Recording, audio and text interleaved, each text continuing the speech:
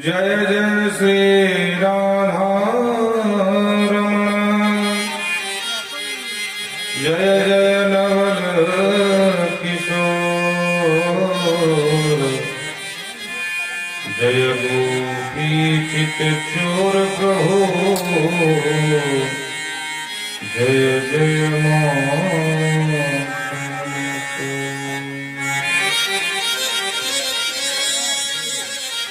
वृंदावन हरिलाल की जय, राधारानी सरकार की जय, बरसाने वारी की जय, ग्राम के समस्त देवी देवताओं की जय, श्रीमद्भागवत महापुराण की जय, जय जय श्री राधे श्याम।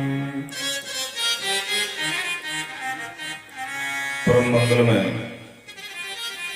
भगवत स्वरूप श्रीमद्भागवत महापुराण में दिव्य ज्ञान सत्र का लाभ लेने हेतु पधारे हुए समस्त भगवत भक्तों तथा श्रद्धामयी माताएं,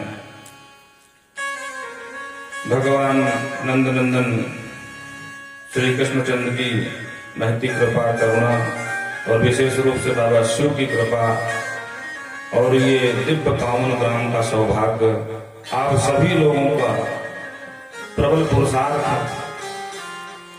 तब जाकर के हमें ये दिव्य सत्र का लाभ प्राप्त हुआ। तो इस आयोजन में जो मुख्य रूप से जितने भी हमारे भक्त थे, अब अलग अलग पृथक नाम लेंगे तो बहुत लंबी लिस्ट है, 20-25 लोग संभवतः होने चाहिए। तो हम सभी लोगों, सभी व्यक्तियों का हृदय से आभार व्यक्त करते हैं कि इनके ही पुरुषार्थ से हमें यहाँ कुछ सुनाने का अवसर प्राप्त हुआ और आपको सुनने का प्राप्त हुआ। देखो भैया, बूंद बूंद से तालाब भरता है, एक एक ईंट से मकान खड़ा होता है। तो किसी ने कम किया, किसी ने ज्यादा किया, तो जिसने जो सहयोग किया उसके लिए हृदय के अंतर्पट से और उसकी तो हमको भूल भूल प्रशंसा करते हैं, आभार व्यक्त करते हैं, भगवान से प्रार्थना करते हैं कि इनके जीवन में कोई भी क्लेश दुख आदि न भगवान। विशेष रूप से हमारे भैया अजमेर भैया की कृपा तो क्या कहें, बड़े भाई की तरह मार्गदर्शन करते रहे। और धन्य है आप, आपकी प्रभु निष्ठा, कर्तव्य परायणा, प्राण जाए पर वचन न जाए, ये छत्रित्व है। सिर्फ कहलाने का छत्री कोई अधिकारी नहीं है। छत्री में अगर छत्रित्व न हो तो राजपूत कैसे कहला सकता है भाई? छत्रित्व की पहचान क्या है कि रघुकुल तिलक, रघुकुल तिलक के हम राजपूत वंशी हैं, तो प्राण जाए पर वचन न जाए। अगर किसी को वचन दे दिया कि ये करेंगे सो करेंगे, यही तो पहचान है। तो भगवान की महती कृपा करुणा है इस दिव्य पावन ग्राम में। हमें भी कुछ टूटी फूटी वाणी से ज्यादा विद्वान तो नहीं है, लेकिन जो गुरु कृपा से मिला आपको परोसने का पूरा प्रयास किया। आज कथा का विश्राम दिवस है, तो आइए कथा में प्रवेश करें। अपने श्री आराध्य के चरणों में बहुत ही आह्लादित मन से प्रसन्न चित्त होकर के मीठी मीठी तालियों के साथ स्वागत करते हुए भगवान का आह्वान करेंगे और फिर प्रेम से कथा का रसपान करेंगे। श्रोताओं में 2-4 ही हों, लेकिन दत्त चित्त वाले हों, समझने वाले हों, तो वक्ता के लिए बहुत बड़ी पूंजी होती। और वक्ता सुना रहा है भाव से, श्रोता कह रहे हैं, तो समझ में नहीं आता कि भैया ये समझ में, ये सुन रहे हैं कि वह खाली बैठे ही हैं। बोलो राधे राधे। वृंदावन बिहारी लाल की जय। अरे मैं तुझ जपूं सदा तेरा नाम दयालु दयालु, तुझ जपूं सदा तेरा नाम करो दयालु दया करो,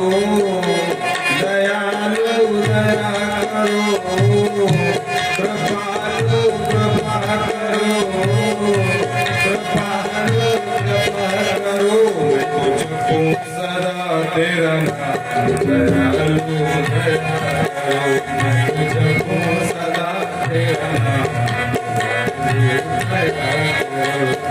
जय हो।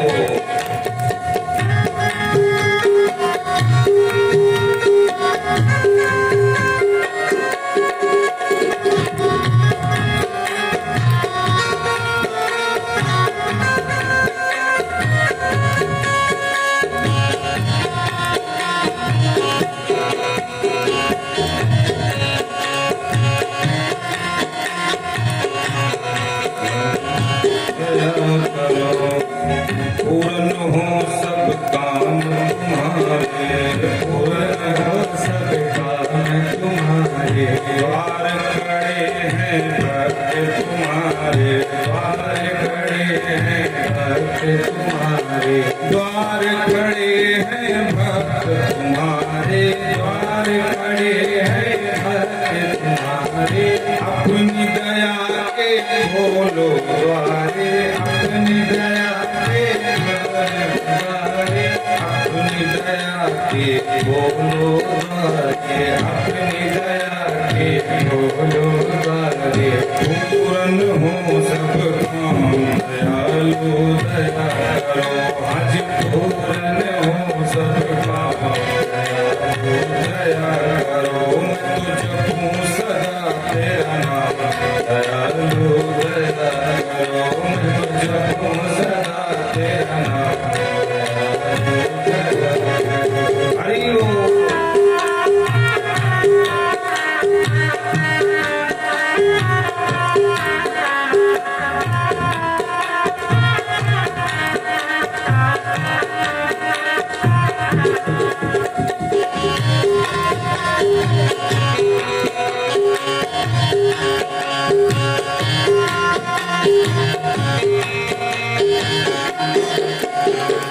भजन कीर्तन गान तेरा, भजन कीर्तन गान तेरा, नित उठना ध्यान में तेरा, नित उठना ध्यान में तेरा, नित उठना ध्यान में तेरा, नित उठना ध्यान में तेरा।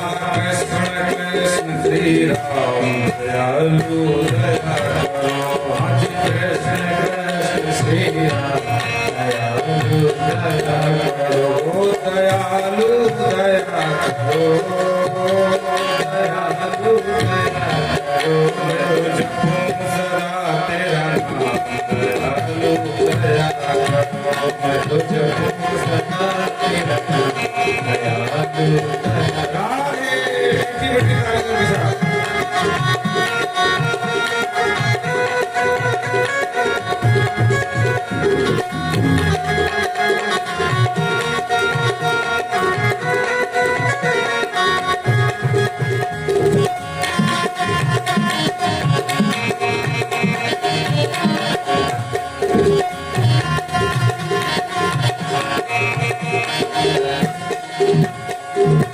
साधु संत की रंगत देना, साधु संत की रंगत देना, नाम अपने की रंगत देना, नाम अपने की संगत देना।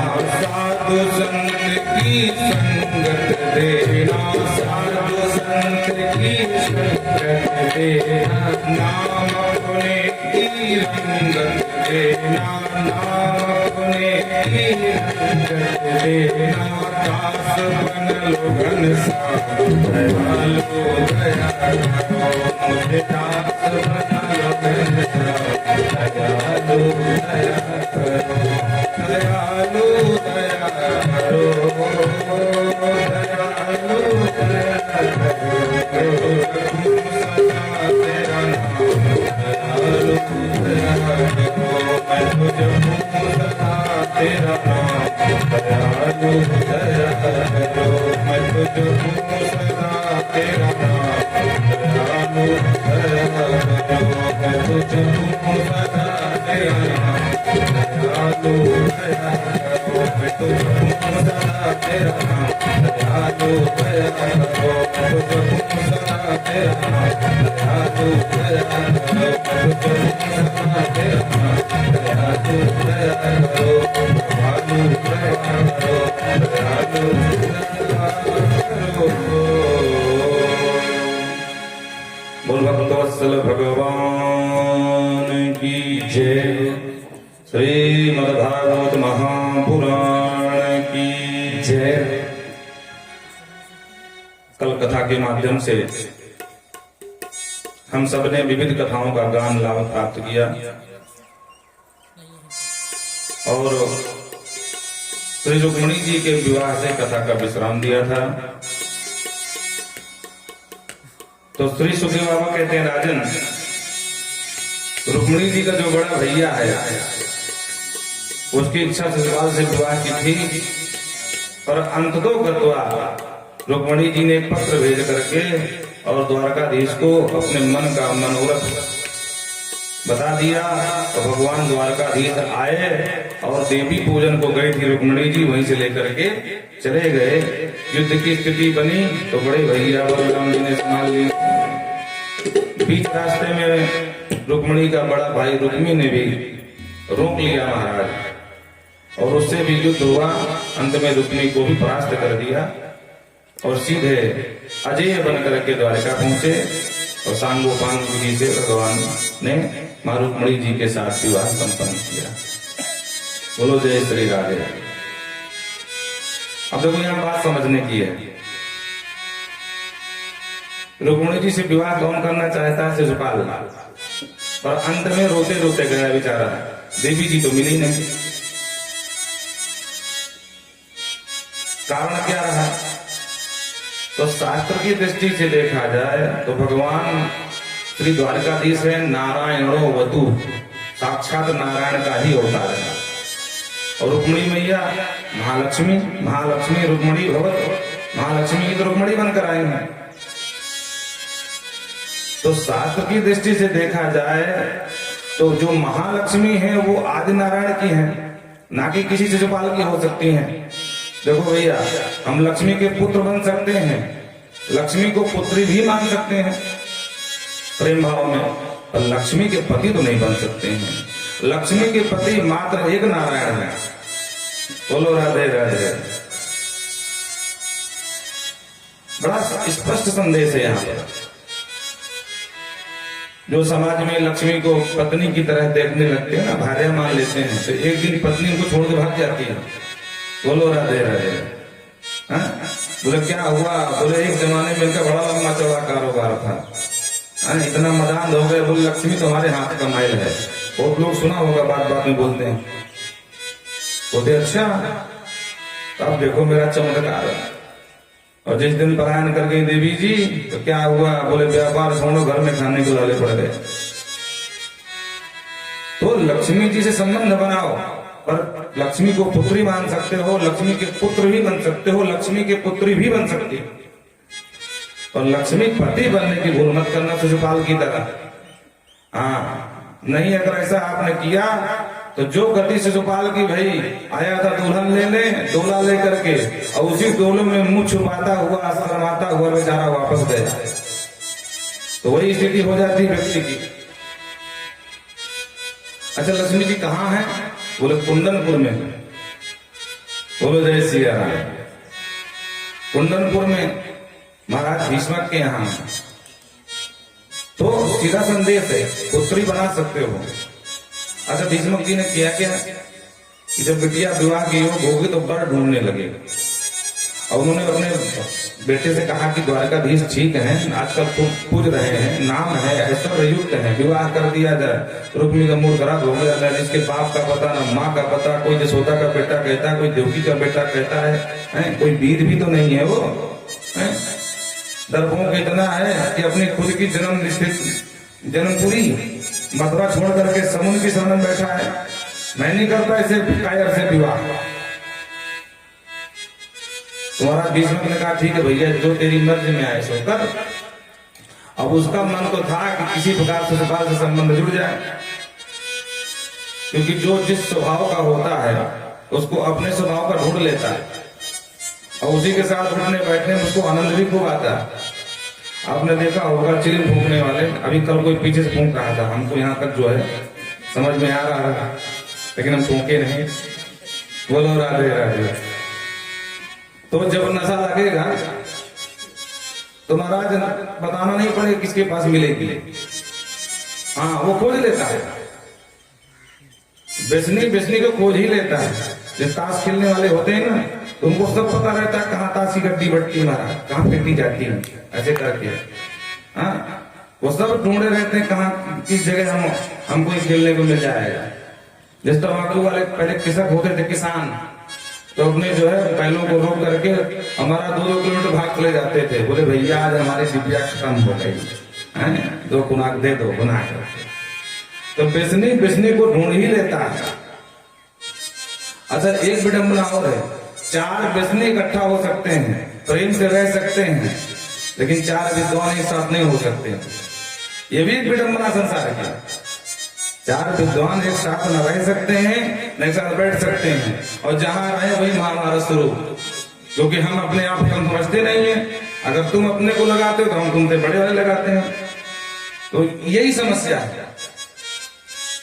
4 अवगुणी व्यक्ति एक साथ रह सकते हैं, और 4 गुणी व्यक्ति एक साथ नहीं रह सकते हैं। क्यों? क्योंकि जो अवगुणी बोले अपने को क्या होना भाई, अपने तो वैसे बदनाम है ही है, और तो कोई हमको सम्मान देता ही नहीं है। चलो हम ही तुम गलबलियां डाल के घूम लेते हैं थोड़ी देर। आपने देखा होगा पियकड़ों को, तो जो ठेका होता है सरकार की जो मान्यता प्राप्त सरकारी ठेका लिखा होता है, कभी कभी हंसी भी आती है कि सरकार को लाभ हो रहा है उससे, तो वो भी खोल के बैठी है महाराज। ऊपर से महाराज आजकल जो पुड़िया बेचते हैं, कहते हैं तम्बाकू खाना कैंसर हो सकता है, अभी भी बेच रहे हैं। बोलो राधे राधे। अरे जब तुमको पता तो बंद कर दो, क्यों बना रहे हो? पर नहीं भाई, हम तो जगाने का काम करते हैं, जाग जाओ, बाकी तुमको नहीं जागना तो ना जागो, हमारा काम तो बेचेंगे। तो मूल समस्या क्या है? मूल समस्या ये है कि आपको अपने आप से सुधार करना पड़ेगा। इस दुनिया में सबसे सस्ती चीज है दूसरे को सलाह देना, सबसे सस्ती चीज है, और सबसे महंगी है सलाह लेना। लेना कोई नहीं चाहता, देना सभी चाहते हैं। बोलो राधे राधे। लेना कोई नहीं चाहता है, पर देना सभी चाहते हैं। पर उपदेश कुशल बहु दे दे, और जे आचरण तो न घरे। दूसरे को उपदेश देना बहुत सरल है, पर खुद उसको अमल कर जाना ये बड़ा कठिन है। बोलो जय सिया राम। तो कहने का तात्पर्य सीधा सा हमारा अर्थ यही है कि लक्ष्मी जी जब बड़ी होने लगे, जैसे मान लो कल तक हम 1000 रुपए कमाते थे, फिर 10,000 कमाने लगे, फिर 50,000 कमाने लगे महीने का, भी लाख, 2 लाख, 5 लाख, महाराज फिर अरबों खरबों में खेलने लगे सालाना। इसका मतलब क्या हुआ? लक्ष्मी रूपी जो पुत्री है बड़ी हो रही है, बढ़ रही है, और समय पा करके हमको उसका कहीं ना कहीं वर्ण करना पड़ेगा। तो किसको वर्ण करें भाई? वो तो नारायण की है। बोल दिक्कत क्या है? नारायण के अनेक रूप है, अनेक रूप आया विष्णुवे। ये भागवत हो रही, ये भी नारायण का रूप है। आपके घर में लक्ष्मी ज्यादा है, बढ़ रही है, आपसे ज्यादा लग रही है, वैसे भी अपनी कमाई का दशांश निकाल देना चाहिए। भागवत में कहते हैं धर्माय 5 विभागों में बांटने की बात कही है बाबा सुखदेव ने। अगर 1 लाख कमाते हो तो 20,000 आपके धर्म को देना चाहिए, धर्माय। और दूसरा यश से, ऐसा कुछ करो जिससे तुम्हारा यश बना रहे। तीसरा स्वजनेषु, अपने स्वजनों में खर्चा करो, नहीं घर के ही दुश्मन बन जाएंगे। इतना कमाते हैं, बताओ फूटी खोड़ी नहीं, इनको दे दूं गर्म बना के फुल्का गर्मा गर्म खाओ, रखी बासी। बोलो राधे राधे। तो धर्माय यस्य स्वजनेषु। अब बोले कुछ थोड़ा बहुत अपने उपयोग में कर ले, सुंदर सा जो है कपड़े हैं, उठना बैठना ठीक ठाक हो जाए, तुम्हारा कुछ व्यवस्था अपनी भी करो। और फिर अंत में कहा अर्थेषु, कुछ पैसा अपने अर्थोपार्जन में लगा दो ताकि धन का आवागमन बना रहे। ये नहीं कि सीधा रोड़ेपति बन जाओ सब उड़ा करके। तो धन खर्च करने की भी विधा है, भागवत बताती है। लेकिन पहला अधिकार किसी का है धर्म में, तो धर्माय। बाबा सुखदेव कहते हैं राजन अपने पूरी कमाई का जो 20 मतलब 5 भागों में बांट दिया है। जो पहला हिस्सा है, अगर 1 लाख कमाते हैं तो 20 पंचे 100, 20,000 धर्म के लिए, 20,000 यश के लिए। यश का मतलब कोई धर्मशाला है, कोई मंदिर है। जब तक मंदिर बना रहेगा तो आपका नाम होगा। अब जैसे आपके पूर्वजों ने बनवा के चले गए हैं, वो तो नहीं है, लेकिन आज भी कभी चर्चा होगी तो लोग कहेंगे ना कि हमारे बाबा जी का बनवाया है, या बड़ा बाबा का बनवाया है, या पिताजी का बनवाया, इसका भी होगा। या बाहर चर्चा होगी तो उनका नाम किससे लोग जोड़ेंगे, हम इनके पूर्वज थे, अमुक नाम था, उन्होंने बनवाया था। तो यश से, यश के लिए खर्च करो भाई 20%, मतलब दूसरा हिस्सा। और तीसरा बोले स्वजनेषु, अपनों का भी ध्यान रखो। पत्नी है, बच्चे हैं, बहन जी हैं, फूफा जी हैं, बुआ जी हैं, मामा मामी जो भी हो, उनको भी ध्यान रखो। उन्हें खुद शत्रु बन जाते हैं। बोले देखो इतना सब कमा रहे हैं, हमको हमने मांग लिया इमरजेंसी में है कि हमको 10,000 की आवश्यकता, सीधा मना कर दिया। आज के बाद फोन न उठाना, इसका समझ लेना, और सीधा नंबर ब्लैक लिस्ट में। बोलो राधे राधे। हाँ, तो भैया अपनों के विषय में भी ध्यान देना चाहिए। पर अगर जिसको एक बार जान जाओ कि एक बार लेने के बाद दोबारा देता नहीं है, तो दोबारा हाथ जोड़ लो, भैया अब हम तुम्हारी सेवा नहीं कर सकते, पहले पुराना वाला चुकता करो तब नया मांगना। अर्थेषु स्वजनेषु, अपने अर्थ के लिए दुकान मकान व्यापार जो भी है, जहां से तुम्हारा धन आवागमन बना रहे वहां भी लगा दो। तो 5 हिस्सों में धन खर्च करने की बात बताई गई है। अब जैसे यहाँ कानपुर में भागवत हो रही है, तो धर्म के लिए आप लोगों ने खर्च कर दिया, तो ये इस साल के तो बराबर हो गया। बोलो राधे राधे। बोलो वृंदावन बिहारी लाल की जय। तो अनेक रूप आया विष्णुवे प्रभु विष्णुवे, भगवान श्री हरि विष्णु के अनेक रूप हैं। भागवत हो रही है, यहाँ खर्च कर दो, आपकी लक्ष्मी बढ़ रही है। अच्छा, हमको हमारी श्रद्धा इसमें नहीं जमती है, तो ठीक है भैया, दरिद्र नारायण है, एक से भिखारी बेचारा दिन घूम रहा है, उसकी मदद कर दो। ठंडी आ रही, कमला बांट दो, कपड़े दे दो, कौन मना किया है? भागवत में कहा गया दया सर्वभूतेषु संतुष्टिया येन केवल, सभी भूत प्राणी पर दया करो। पर दया और दान में विशेष अंतर है, ध्यान रखना। दया को दान मत समझ लेना। बोलो राधे राधे। हाँ भाई, दया कर रहे हो, दान अपने से श्रेष्ठ को किया जाता है, और दया अपने से जो कनिष्ठ है, अपने से जो अभाव में युक्त हैं, उनको किया जाता, उनके ऊपर दया की जाती है। और दान हमेशा अपने से श्रेष्ठ में किया जाता है। जो तपस्वी हो, मनस्वी हो, मंत्र वेद्ता हो, और ऐसे ब्राह्मण को, ऐसे कुपात्र को दान करने से कोई लाभ नहीं है। जिनको शिखा सूत्र नहीं है, वैदिक शुद्ध मंत्र नहीं आते हैं। अभी महाराज बोलो राधे राधे। आजकल विवाह में देखना, जब पंडित जी मंत्र पढ़ते हैं तो समझ नहीं आ रहा क्या पढ़ रहे हैं, क्या बोला जा रहा है। हाँ, पर क्या करें भाई, मजबूरी को। अच्छे ब्राह्मण बुलाओगे तो मोटी लिफाफा देना पड़ेगा। कई बार आपको समझ में नहीं आता है कि हम लोग अपना इलाज कराना होता है तो अच्छे से अच्छा डॉक्टर ढूंढते हैं, लेकिन जहां कर्मकांड कराना है, जहां ग्रहों के अनुकूल बनाना है, उसमें प्रमुख भूमिका होती है आचार्य की। और आचार ढूंढने में जो सबसे सस्ता मिल जाए उसको कर लो महाराज। अरे हम कहते हैं अगर तुमने 50,000 का गेस्ट हाउस बुक किया है, अगर तुमने हलवाई को दिया है 1 लाख रुपए, तो कम से कम 5,000 रुपया पंडित जी को बुला लो ठीक ठाक। कोई क्या दिक्कत है भाई? बोलो राधे राधे। तो कायदे से आपकी बिटिया, आपके दामाद का गठबंधन होने जा रहा है। शुद्ध वैदिक मंत्रों का उच्चारण, साक्षी पूजन होगा, तो उनका दाम्पत्य जीवन सुखद होगा। और ये मत सोचना कि हम अपना प्रचार, हमने ब्याह नहीं कराते। बोलो राधे राधे। आप लोग सोचो कि पंडित जी अपने लिए बोल रहे हैं, ऐसा नहीं है। तो कहने का तात्पर्य है कि हम सब में तो धन खर्च करते हैं, लेकिन जहां खर्च करना चाहिए वहां पर बिल्कुल से नगण्य हो जाते हैं। ये बुद्धिमानी नहीं है। सीधी सी बात, अगर नाविक बुद्धिमान होगा तो कितना विपरीत दिशाएं हवा बहे और कितनी बाढ़ में हो नदी, पर खुद बचेगा, आपको बचा लेगा। लेकिन नाविक अनाड़ी हो तो खुद मरेगा, तुमको भी मार डालेगा। बोलो राधे राधे। और ये विवाह कोई खेल नहीं है, ये जीवन की यात्रा की प्रथम सब यात्रा है।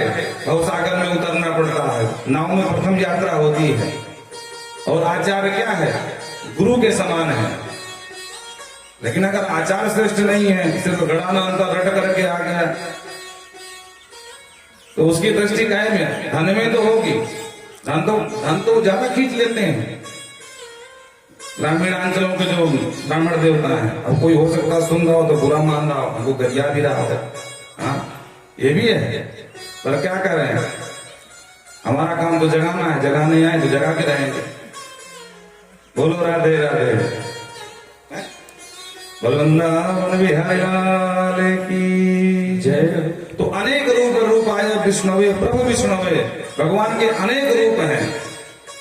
आपको दरिद्र नारायण अच्छे लगते हैं तो किसी बीमार की सहायता कर दो। कोई बहुत बीमार है, किसी का ऑपरेशन होना बेचारे के पास नहीं है, कुछ मदद कर दो। लेकिन बिना धर्म का जो स्वरूप है बहुत बृहद है। बोलो राधे राधे। सिर्फ मंदिर बनवा देना, कुआं खुदवा देना, धर्मशाला बनवा देना धर्म नहीं होता। अगर मंदिर बनवाना ही धर्म होता तो टाटा बिरला ने कितने मंदिर बने बैठे नारायण, और जोरदार चढ़ावा आ रहा है। तो क्या वो धर्म को दृष्टि देखकर बनवाए हैं क्या? उनकी दृष्टि धर्म की नहीं थी, उनकी दृष्टि थी कि मंदिर जोरदार बनवाएंगे, चढ़ावा जोरदार आएगा। एक बार पैसा लगाना है, इनकम पूरी जिंदगी। अस्पताल एक से बड़े लोगों के हैं, बड़े बड़े बिजनेसमैन।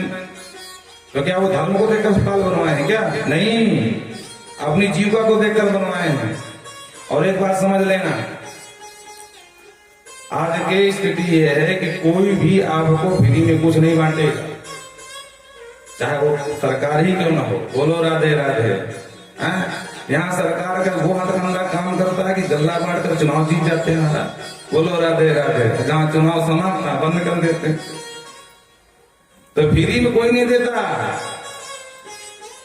समाज को समझो, स्वरूप को समझो, और जिस दिन समझ में आ गए उस दिन कल्याण हो जाएगा। स्वार्थ लाभ करें सब प्रीति, और सुर नर मुनि सबकी है रीति।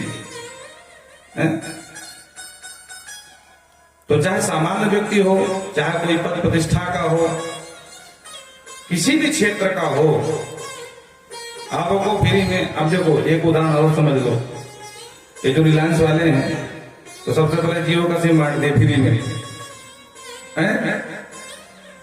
बोलो राधे राधे। और लोग बोले यार माना फ्री मिल रहा है, 4G चलेगा, 2G चलेगा, और सब फ्री में लेते गए और धीरे से एक बार नशा लगा दिया जियो का। अभी बोला देखो भैया, हम फालतू पागल थोड़ी ना, एक बार बांट दिया हो गया, धन पैसा दो, और उसके बाद अब जो बांटा उसे कितना गुना निकाल लिया, आप विचार करके देखो। तो फ्री की आदत डालना बंद करो। हाँ, इसी तरह फ्री देते रहोगे तो शोषण होता रहेगा। हम तो कहते हैं लोकतंत्र में फ्री कुछ लेना ही नहीं चाहिए, लेकिन क्या करें, हिंदुस्तान है। वृंदावन बिहारी लाल की जय। तो कहने का तात्पर्य सिर्फ इतना था कि अगर हम धर्म को छोड़ दें, ऐसे बहुत लोग कहते हैं मान लो धर्म से मतलब नहीं है, हम धार्मिक नहीं हैं, हम धर्म को नहीं मानते हैं। बोलो तुम क्या करोगे? बहुत लोग कहते हैं ना कि हम धर्म को नहीं मानते हैं, आप बताओ तुम क्या करोगे? तो भी कहना पड़ेगा कि भैया अगर धर्म को नहीं मानते हो इसका मतलब तुम अधार्मिक हो गए। धर्म का मतलब क्या है? धर्म का मतलब ये होता है कि हमारे जीवन की एक नियमावली है। अगर हम धर्म को नहीं मानते हैं तो हम में और पशुओं में कोई अंतर नहीं रह गया, क्योंकि पशुओं का धर्म नहीं होता। बोलो राधे राधे। हमने कल ही कहा था कि मुख से आहार ले रहे हैं, अब पीछे से मलमूत्र भी त्याग रहे हैं, तो क्या तुम कर सकते हो क्या? अगर तुम धार्मिक नहीं हो, अगर तुम धर्म को नहीं मानते हो तो वो करके दिखाओ, हम मान लेंगे कि तुम धार्मिक नहीं हो।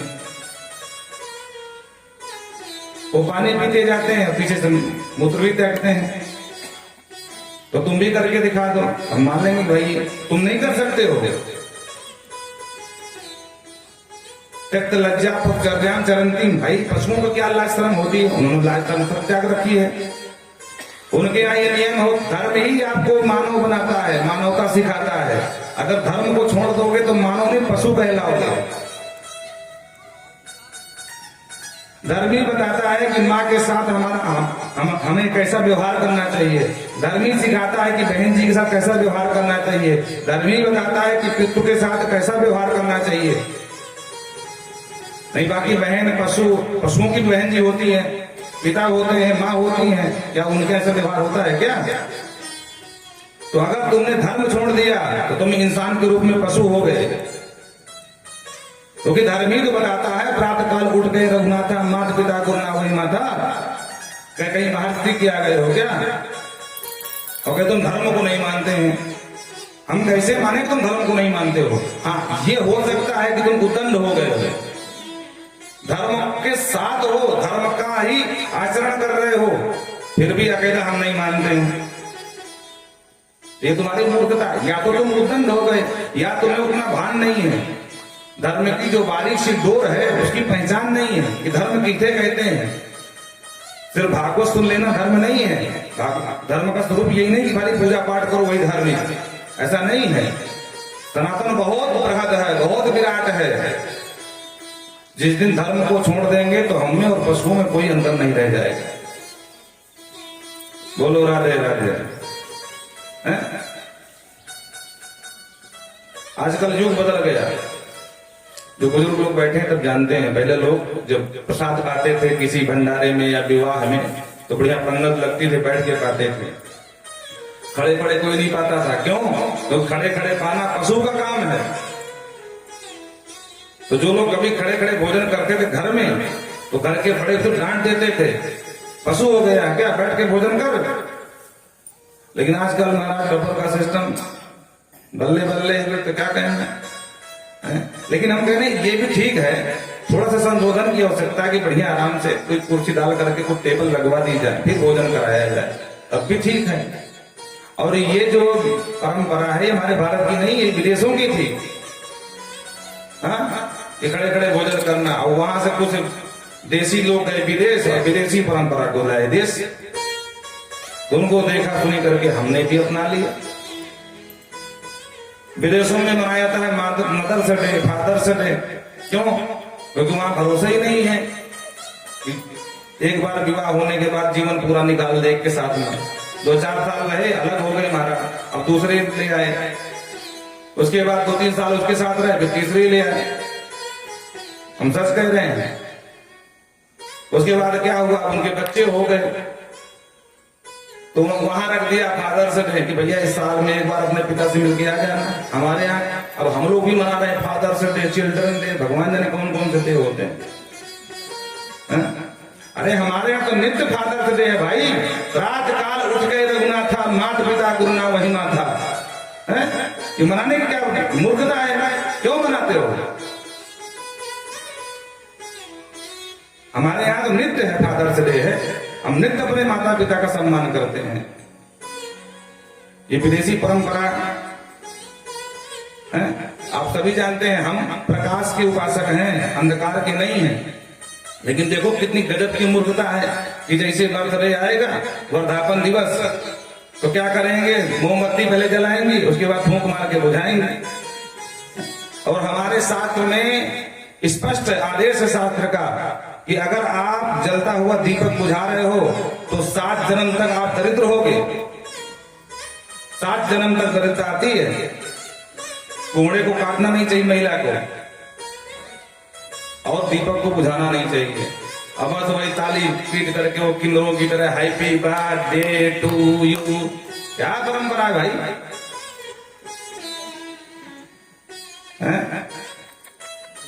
हमारे यहाँ वर्धापन दिवस की परंपरा है। गणेश भगवान का पूजन करो, बाबा शिव का पूजन करो, जो सप्त चिरंजीवी है उनका आवाहन करो, गुड़ दधी से बच्चे का पहले मुंह मीठा कराओ। क्या हमारे यहाँ वर्धापन दिवस नहीं मनाया जाता? उसी को इंग्लिश में कहती है हैप्पी बर्थडे बर्थडे। ये दीपक बुझाने की परंपरा हमने कहां सीखी, किस शास्त्र में लिखा बताओ? केक काटने की, हम लोग काटने में विश्वास नहीं करते हैं, हम लोग जोड़ने में विश्वास करते हैं। ये काटने की परंपरा कहां से आ गई? कोई जवाब दे सकता है क्या हमको? हम भी वर्धापन दिवस मनाते हैं, अपने बच्चों का मनाते हैं, हम तो नहीं काटते हैं ना, हम दीपक बुझाते हैं। आप लोग कहां पढ़े, किस पुराण में, किस ग्रंथ में लिखा है कि केक काटो? हम लोग जोड़ने पर विश्वास करते हैं, काटने पर विश्वास नहीं करते हैं। काटने की परंपरा हमारे धर्म की नहीं है, वो अन्य समुदाय की है। अभी एक बिटिया 35 टुकड़ों में काटी गई, अगर आप लोग जानते हो, सही है ना? अब आप विचार करो कि 5 फुट की बिटिया 35 टुकड़ों में काटी गई होगी तो कितने टुकड़े, कितने इंच के टुकड़े मिले होंगे? अब फिर भी हम दूसरे की तरफ भाग रहे हैं।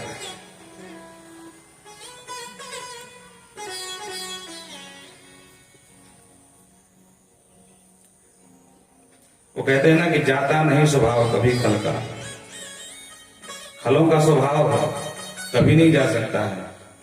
मिटई न मलिन कुभाव अभंगु, जो मलिनता है ना, जो गंदगी हृदय की, वो कभी नहीं जाती। चाहे 2022 नहीं, चाहे 2122 पहुंच जाएगा, तब भी मलिनता इस समुदाय की जाने वाली नहीं है। इसलिए जागृताम, जाग जाओ, अभी कुछ बिगड़ा नहीं है। अपने अपने बच्चों को धन मत दो, संस्कार जरूर देना है, क्योंकि अगर संस्कार रहेंगे तो थोड़ा अभाव जीवन रहेगा, पर जीवन तो जीते रहेंगे, काटे तो नहीं जाएंगे। हमने धर्म को पीछे कर दिया और आज स्थिति ये आ गई कि विधर्मी लोग हमारी बेटियों को काट रहे हैं। हम संस्कार नहीं दे पाए, हमको संभाल नहीं पाए, वो बहक गए। क्यों बहके? क्योंकि बचपन से हम लोग कथा नहीं सुनाई उनको। अगर कथा सुनाई होती, पंडाल में बिठाया होता, तो आज हमें रोना ना पड़ता अपने बिटिया के मरने पर।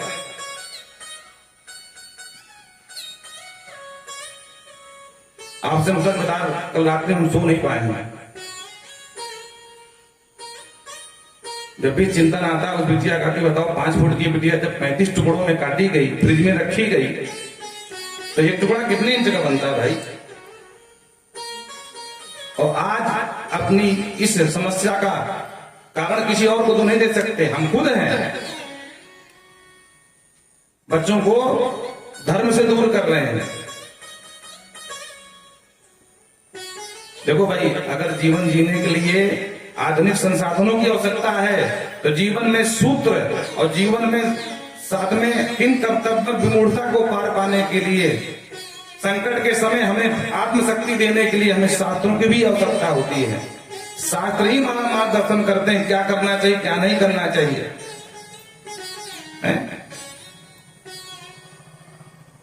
और बहुत स्पष्ट रूप से, सख्त कठोर वाणी के साथ हम कहेंगे कि जो युवा समाज यहाँ पर बैठी है, सुन रही है, आपको जो भी देखो, आपकी कोई तारीफ करता है ना, तो लगता है वाह, हम ऐसे हो सकते हैं। और ये याद रखना, तारीफें सच नहीं हुआ करती हैं, तारीफों का कोई मूल नहीं होता है, तारीफों कोई जड़ नहीं होती है। तारीफ करने का सीधा सिद्धांत होता है कि अपना काम बन जाए। और हमारे भाग्य में जो लिखा है, जो है, वो मिलेगा, आज नहीं तो कल मिलेगा। समय की प्रतीक्षा करो, पर किसी मूर्ख के, किसी नालायक के, किसी बदतमीज के भाई काम मत आओ। जब भी आपको लगे हमारा कदम गलत उठ रहा है, स्पष्ट अपने माता से बोल दो, अपने पिता से बोल दो, अपने भाई से बोल दो, क्योंकि माता पिता से अपना दुख व्यक्त करोगे तो सही मार्ग बताएंगे।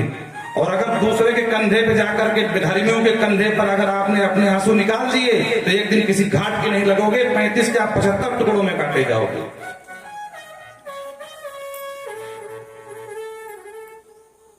धन मत देना संतान को, संस्कार दे के जाना, जीवन सुखमय रहेगा तुम्हारा भी और उनका भी। धन तो वैसे भी कमा लेती है, क्या धन के पीछे पड़े हो? लेकिन अगर संस्कार दे दिया तो कहीं फेंकेंगे नहीं। और एक बात समझ लेना, जिसकी संतान सही है उसके ऊपर भगवान की विशेष कृपा है।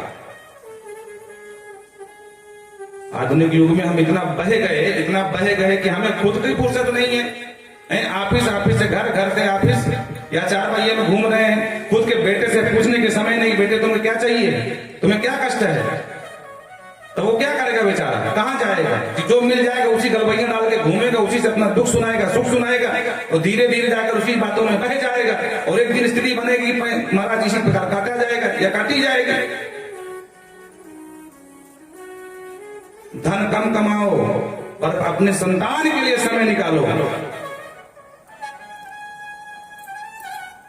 उसे पिता की तरह नहीं, मित्र की तरह उससे व्यवहार करो। उसके दर्द को समझो, उसे पूछो तुम्हें क्या चाहिए, बेटा कोई कमी तो नहीं है। आप संतान में बेटा हो या बेटी, भेद मत करो। अगर दुख के समय तुमने हाथ रख दिया तो हो सकता है कि तुम्हारी संतान बहकने से बच जाए। आज ये स्थिति है, जैसे जैसे समय बीतेगा मंगलम ना विदृश्यते, ये कलयुग का प्रभाव है कि जो कुछ मंगल दिख रहा है, जो कुछ कथा भागवत सुनने को आ रही है, ये बंद हो जाएगी। और दुराचार, पापाचार, भ्रष्टाचार चरम सीमा पर होगा, तब स्थिति क्या होगी। इसलिए अभी कुछ बिगड़ा नहीं है। हमारा अभिमान से भी अभियान ये था कि सबको भगवान के चरणों से जोड़ना है और सबको सही मार्ग दिखाना है। हम तो मसाल जलाकर निकल चुके हैं और हम अंतिम श्वास तक लड़ेंगे अपनों के लिए, जगाते रहेंगे। अब जिसको जागना है जागे, नहीं जागना है नहीं जागे, वो अलग बात है।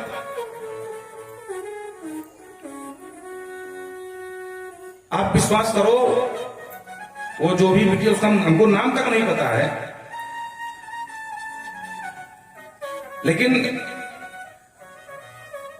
व्यक्ति मनुष्यता वही जिसका हृदय विशाल हो, वो किसी के हो, वो हमारी है। कल शाम को हमने देख लिया था, फिर रात में 3 बजे तक जगते रहे, आपस में चर्चा करते रहे। तो हमारा निवेदन यही है कि भैया धन कम कमाओ और कुछ समय अपने परिवार को दो। अपनी पत्नी है, अपने बच्चे हैं, उनके साथ बैठो, उनसे पूछो। और हर समय नहीं आकर के सीधा जो है तबले की तरह बजना शुरू हो जाओ। भाई तबला बजने का भी एक समय होता है, कथा में बज रहा उसको उतारा जाता है, नहीं खराब हो जाएगा वो भी। उसी प्रकार खोपड़ी में ज्यादा टेंशन पाल लोगे ना, बाद में गुस्सा करना, क्रोध करना, तो ऊपर के तार ढीले हो जाते हैं मस्तिष्क के। इसलिए सामंजस्य बना कर रखना पड़ता है। कभी डांट दिया, कभी पुरस्कार दिया, कभी सहज हो गए।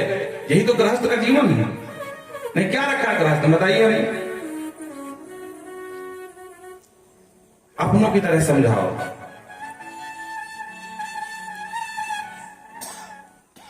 क्योंकि इस समाज में इतनी क्रूतियां फैल गई महाराज। और याद रखना, जब जब नास्तिकता बढ़ी है तब तक हम लोग कटे हैं।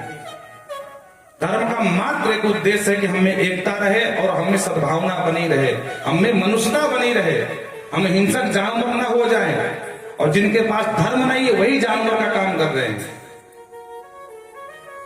आप इतने लोग बैठे हो, क्या किसी की हिम्मत है कि किसी बिटिया को या किसी जानवर को 35 टुकड़ों में काट सकते हो क्या? इतना साहस कहां से आया? क्योंकि उनके धर्म ने उसको सिखा के रखा है। और हमारे धर्म तो नहीं कभी कहते कि हमको काटना है। और हमारा धर्म वसुदेव कुटुंबकम की घोषणा करता है। पर ध्यान रखना, यही धर्म ये भी कहता है कि तब तक उदार बने रहो जब तक हमें हमारे धर्म पर कुठाराघात न समझ में आवे। और जिस दिन धर्म करने की छूट ना मिले उस दिन भिड़ जाना है? उस दिन भी आप उदारता मत दिखाना। धर्म हिंसा तथा विचार, हमारा धर्म हिंसा की भी छूट देता है, लेकिन कब? जब कोई मार्ग न मिले तब। और जो एक बार हिंसा में उतरना तो फिर घूम के पीछे गिनना नहीं कितने शीश गिरे। बलिदान हो जाओ लेकिन धर्म बचा के चलो।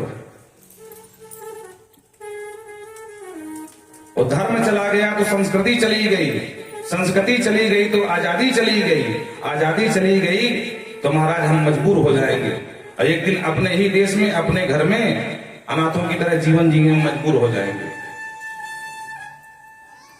गांव के किसी कोने में आग लगी हो, बुद्धिमानी ये नहीं कि भैया मेरे घर में तो लगी नहीं, वो पीछे वाले घर में लगी है, हम क्यों जाए लेके बाल्टी। आग कहीं भी लगे, गांव में लगे या बगल के गांव में लगे, सुनने में आ जाए तुरंत आग बुझाने पहुंच जाना। क्यों? क्योंकि तेरा घर दूर जरूर है प्यारे, पर ये मत समझना आग है आज नहीं कल तेरे घर तक ही पहुंच जाएगी अगर समय से बुझाई नहीं गई। इसलिए अपने परिवार में समय दो, धन कम कमाओ, पर बच्चों को संस्कार दो, संभाल के रखो। बेटा समय आएगा सब मिल जाएगा। भाग्यम फल सर्वत्र नच विद्या नच पौरुषम। पूत कपूत का धन संचय। अगर तुम्हारे बेटे में योग्यता है, उसमें कौशल है, तो आप कुछ भी देके नहीं जाओगे तब भी वो नाम कमा लेगा, ऐश्वर्य प्राप्त कर लेगा। लेकिन अब बेटा नालायक है तो आप कितना भर के चले जाओ, सब बेच के खा जाएगा। और अगर संस्कार तुमने दे दिया तो कुछ भी नहीं दोगे तब भी वो अपना जीवन यापन कर लेगा।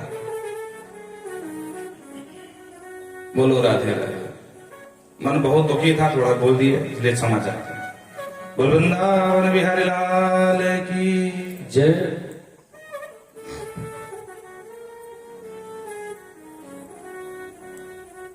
कामस्तो वासुदेवांशो दग्धा प्रागरुद्रमन्नुनः देहो पपत्तये भूयस्तमेव प्रत्यपद्यत। जय श्री राधे। वृंदावन बिहारी लाल की जय। तो कहने का तात्पर्य, सुखदेव बाबा कहते हैं राजन,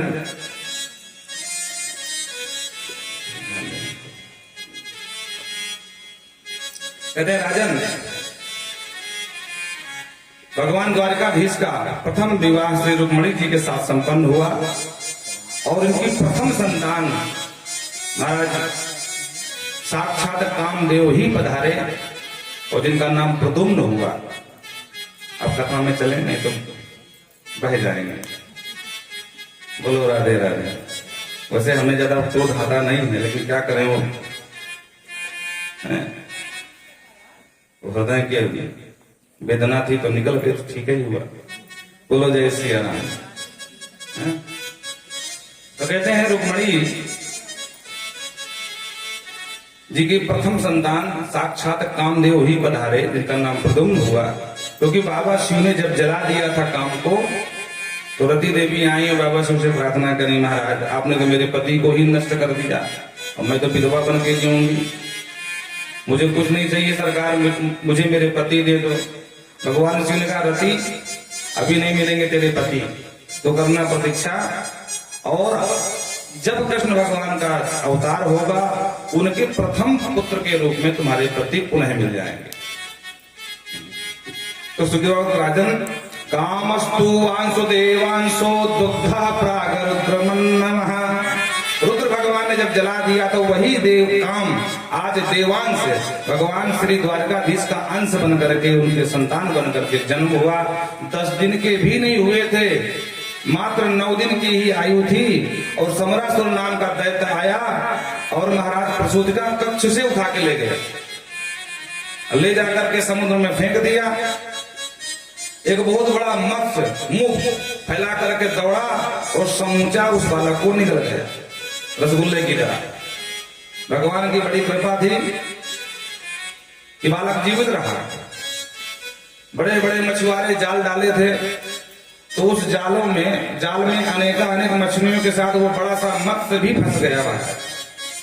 और जब जाल खींचा तो इतना विशाल मत्स्य, तो उनको प्रसन्नता हुई कि इस मत्स्य को राजा को सौंप देते हैं, सम्रासुर को, महाराज प्रसन्न हो जाएंगे। विशेष वस्तु होती है ना, बड़े बड़े जो वीवीआईपी लोग होते हैं उनको जो है विशेष वस्तु समर्पित की जाती है। बोलो राधे राधे। जैसे मोदी जी आ जाए चुनाव की रैली में तो आपने देखा होगा कुछ विशेष वस्तु, अब माला भी होगा महाराज तो कम से कम जो 15 फुट का ऐसे, और 2 फुट मोटी लड़ी, और फिर उनको समर्पित किया जाता है। ये सम्मान की परंपरा। तो मछुआरों को लगा महाराज प्रसन्न हो जाएंगे, कछुआ इनाम दे देंगे हमको। बोलो राधे राधे। तो लेकर के जो समरासुर का रसोइया था उसी को समर्पित कर दिया। बोले भैया महाराज को समर्पित कर देना। वो बेचारा प्रसन्न हो गया। अब उसने महाराज समरासुर से बताया, महाराज बहुत बड़ा मत्स्य मिला है और विशेष रूप से आपके भोजन के लिए अमुक मल्लाह ने दिया है। अरे ठीक है, जाओ इसको अमुक इनाम दे दो। मल्लाह को इनाम मिल गया मछुआरे को महाराज। अब उस मूर्ख को क्या पता कि ये मत्स्य के अंदर मेरा काल छुपा है। जब रसोइये ने कुल्हाड़ी से उस मत्स्य का मुंह फाड़ा तो बालक जीवित निकल आया। अब उसको बड़ा आश्चर्य लगा, ये सब क्या है भाई।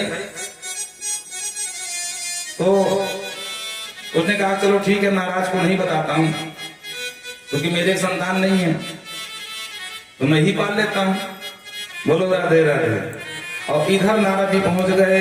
देवी रति आ गए तेरे पति। बोले कहाँ? बोले समरासुर के यहाँ है।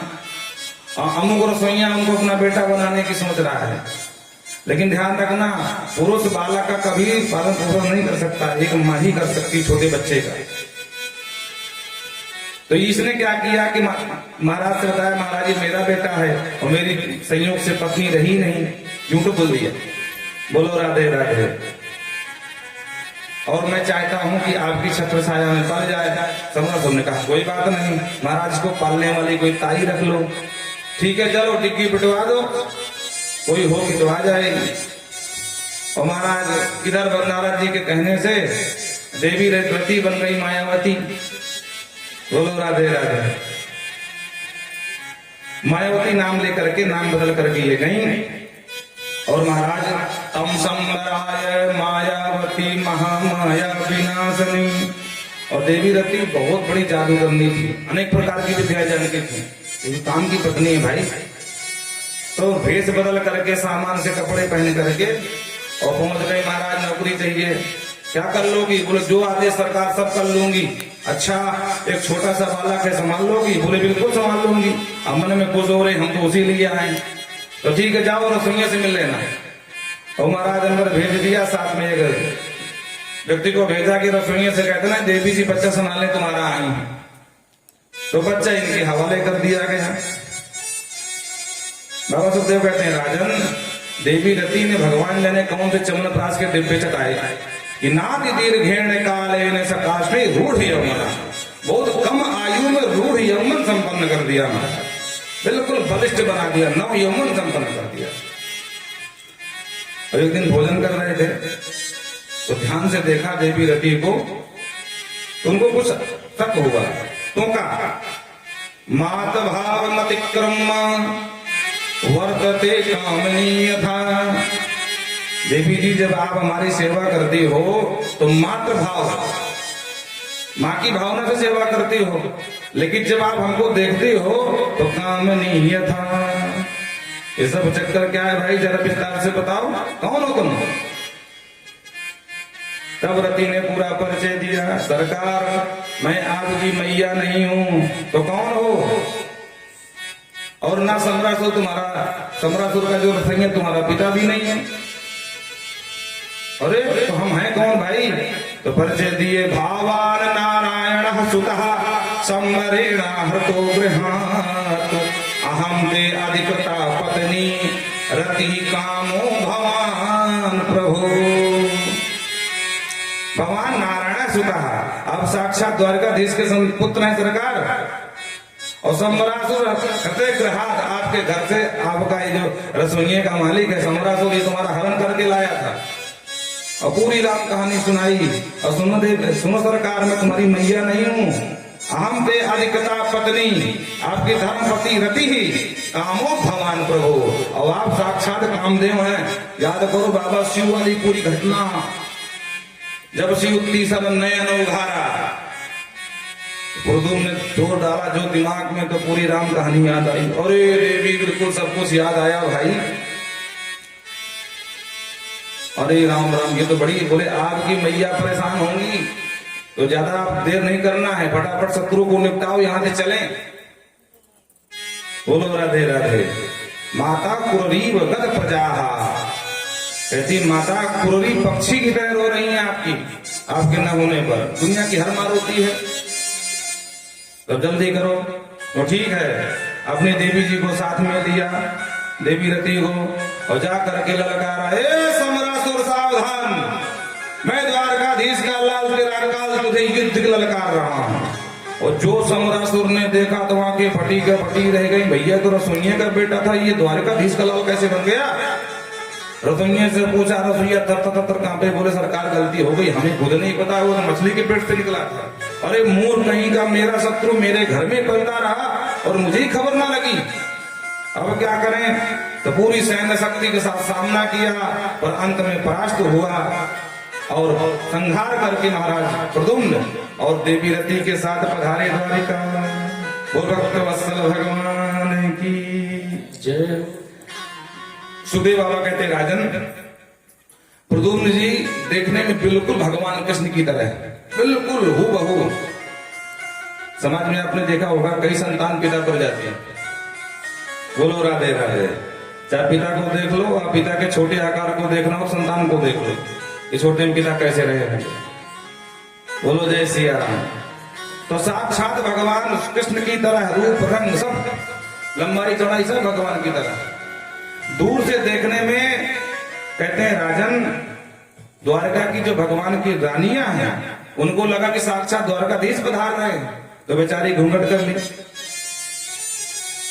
लेकिन माता रुक्मणी मैया के अंदर वात्सल भाव जागा और मन में विचार करने लगी, अस्मरत स्वसुतम नष्टम स्नेहस नुत पयोधर।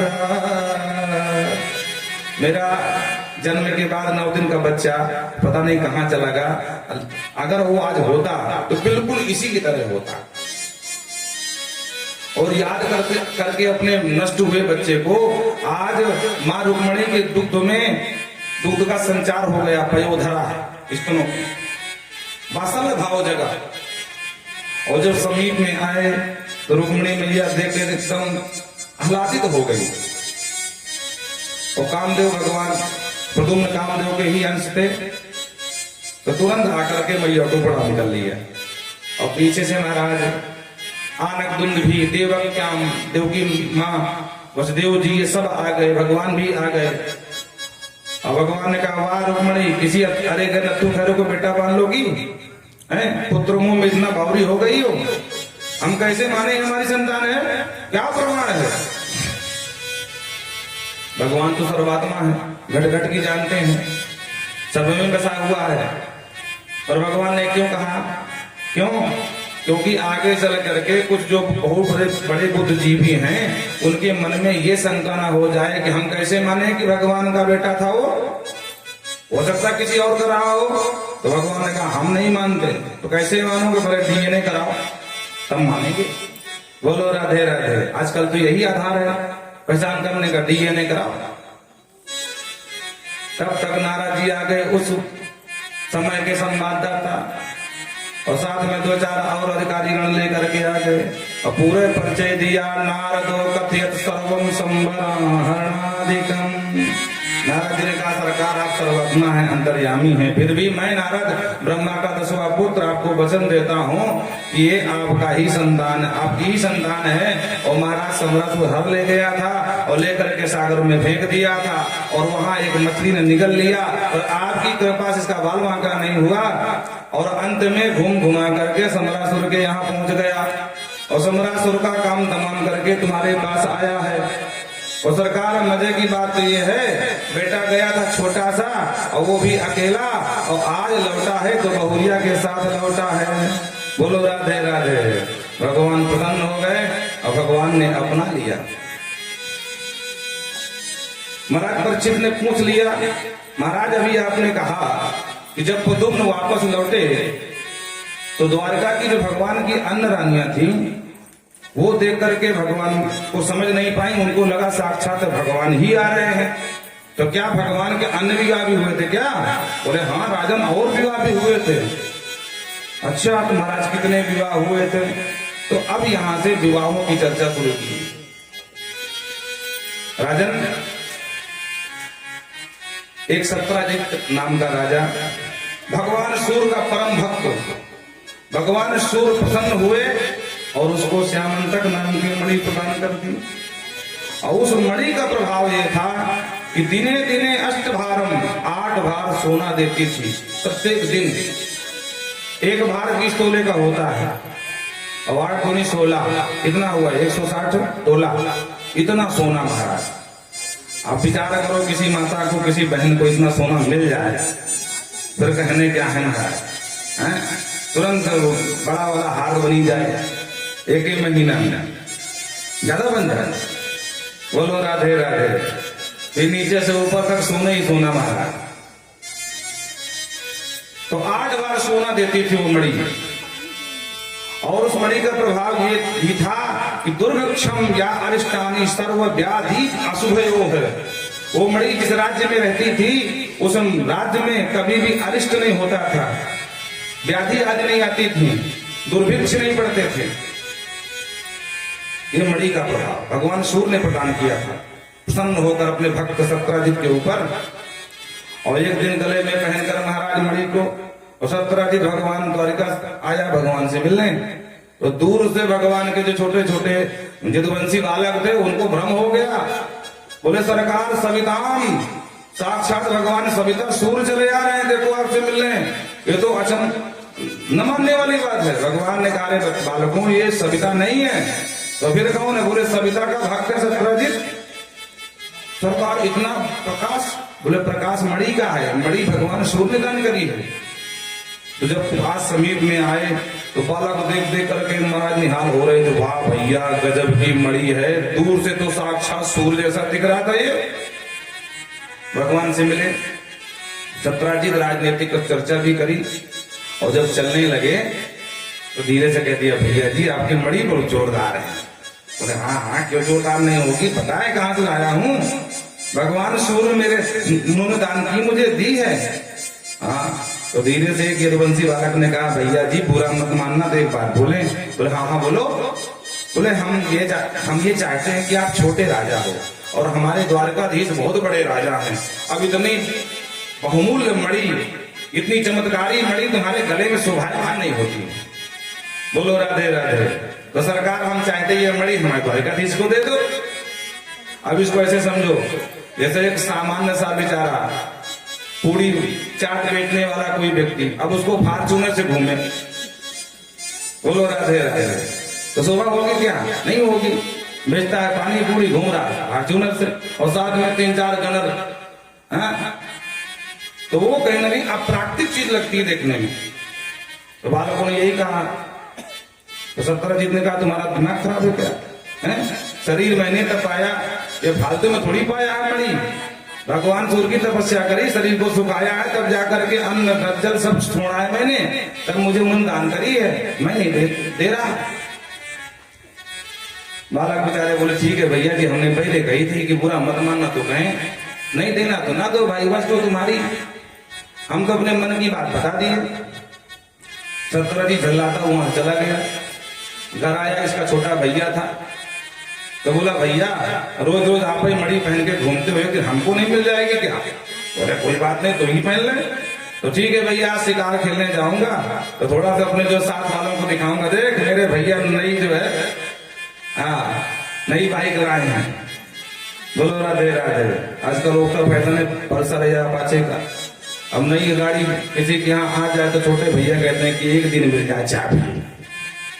अब भले जाकर के मोड़ में फाट पड़े महाराज, पर एक दिन मिल जाए चलाने के लिए। बोलो राधे राधे। सब इच्छा हो महाराज। तो मणि भाई ने कहा ठीक है भाई ले ले। तो प्रसेन ने गले में पहनी महाराज, तो शिकार खेलने चल दिया। और साथ वालों को बार बार दिखाता। लोग अच्छा लोग पूछते भी हैं। अच्छा आपने ध्यान देना, कोई पहली बार अगर सोने की चैन पहने तो जानबूझ के बाहर रखता है। बोलो राधे राधे। ताकि लोग देखें तो पूछे कि भैया चैन बनवाया क्या, कहां से? माताओं की बात नहीं है, बुरा मत मानना, हम पुरुषों की बात कर रहे हैं। ताकि लोग पूछे कि भैया ये चैन बनवाई क्या, कहां से लाए, अच्छा कितने की बनी है? अरे हाँ मैंने बनवाया, या मेरी माँ ने गिफ्ट दी, या मेरे भैया ने दी। फिर लोग बताते हैं ताकि जानबूझकर दिखाते हैं, ताकि 10 लोग पूछें। तो वो भी महाराज मणि को बाहर और साथ में उसके सैनिक। अब सैनिक आपस में चर्चा करे, वाह महाराज आपके भी कम जलवे नहीं है, अभी तो बड़े महाराज पहन रहे थे, आज आपने पहन लिया। बोले और नहीं तो क्या, मेरे भैया मुझसे बहुत प्रेम करते हैं भाई। बोले हाँ महाराज मान गए, हाँ नहीं महाराज किसी को दे नहीं सकते थे आपके अलावा। बोले हाँ बात तो सही कह रहे हो। और शिकार खेलने गए जंगल में, एक हिरण का सामना पीछा किया इसने।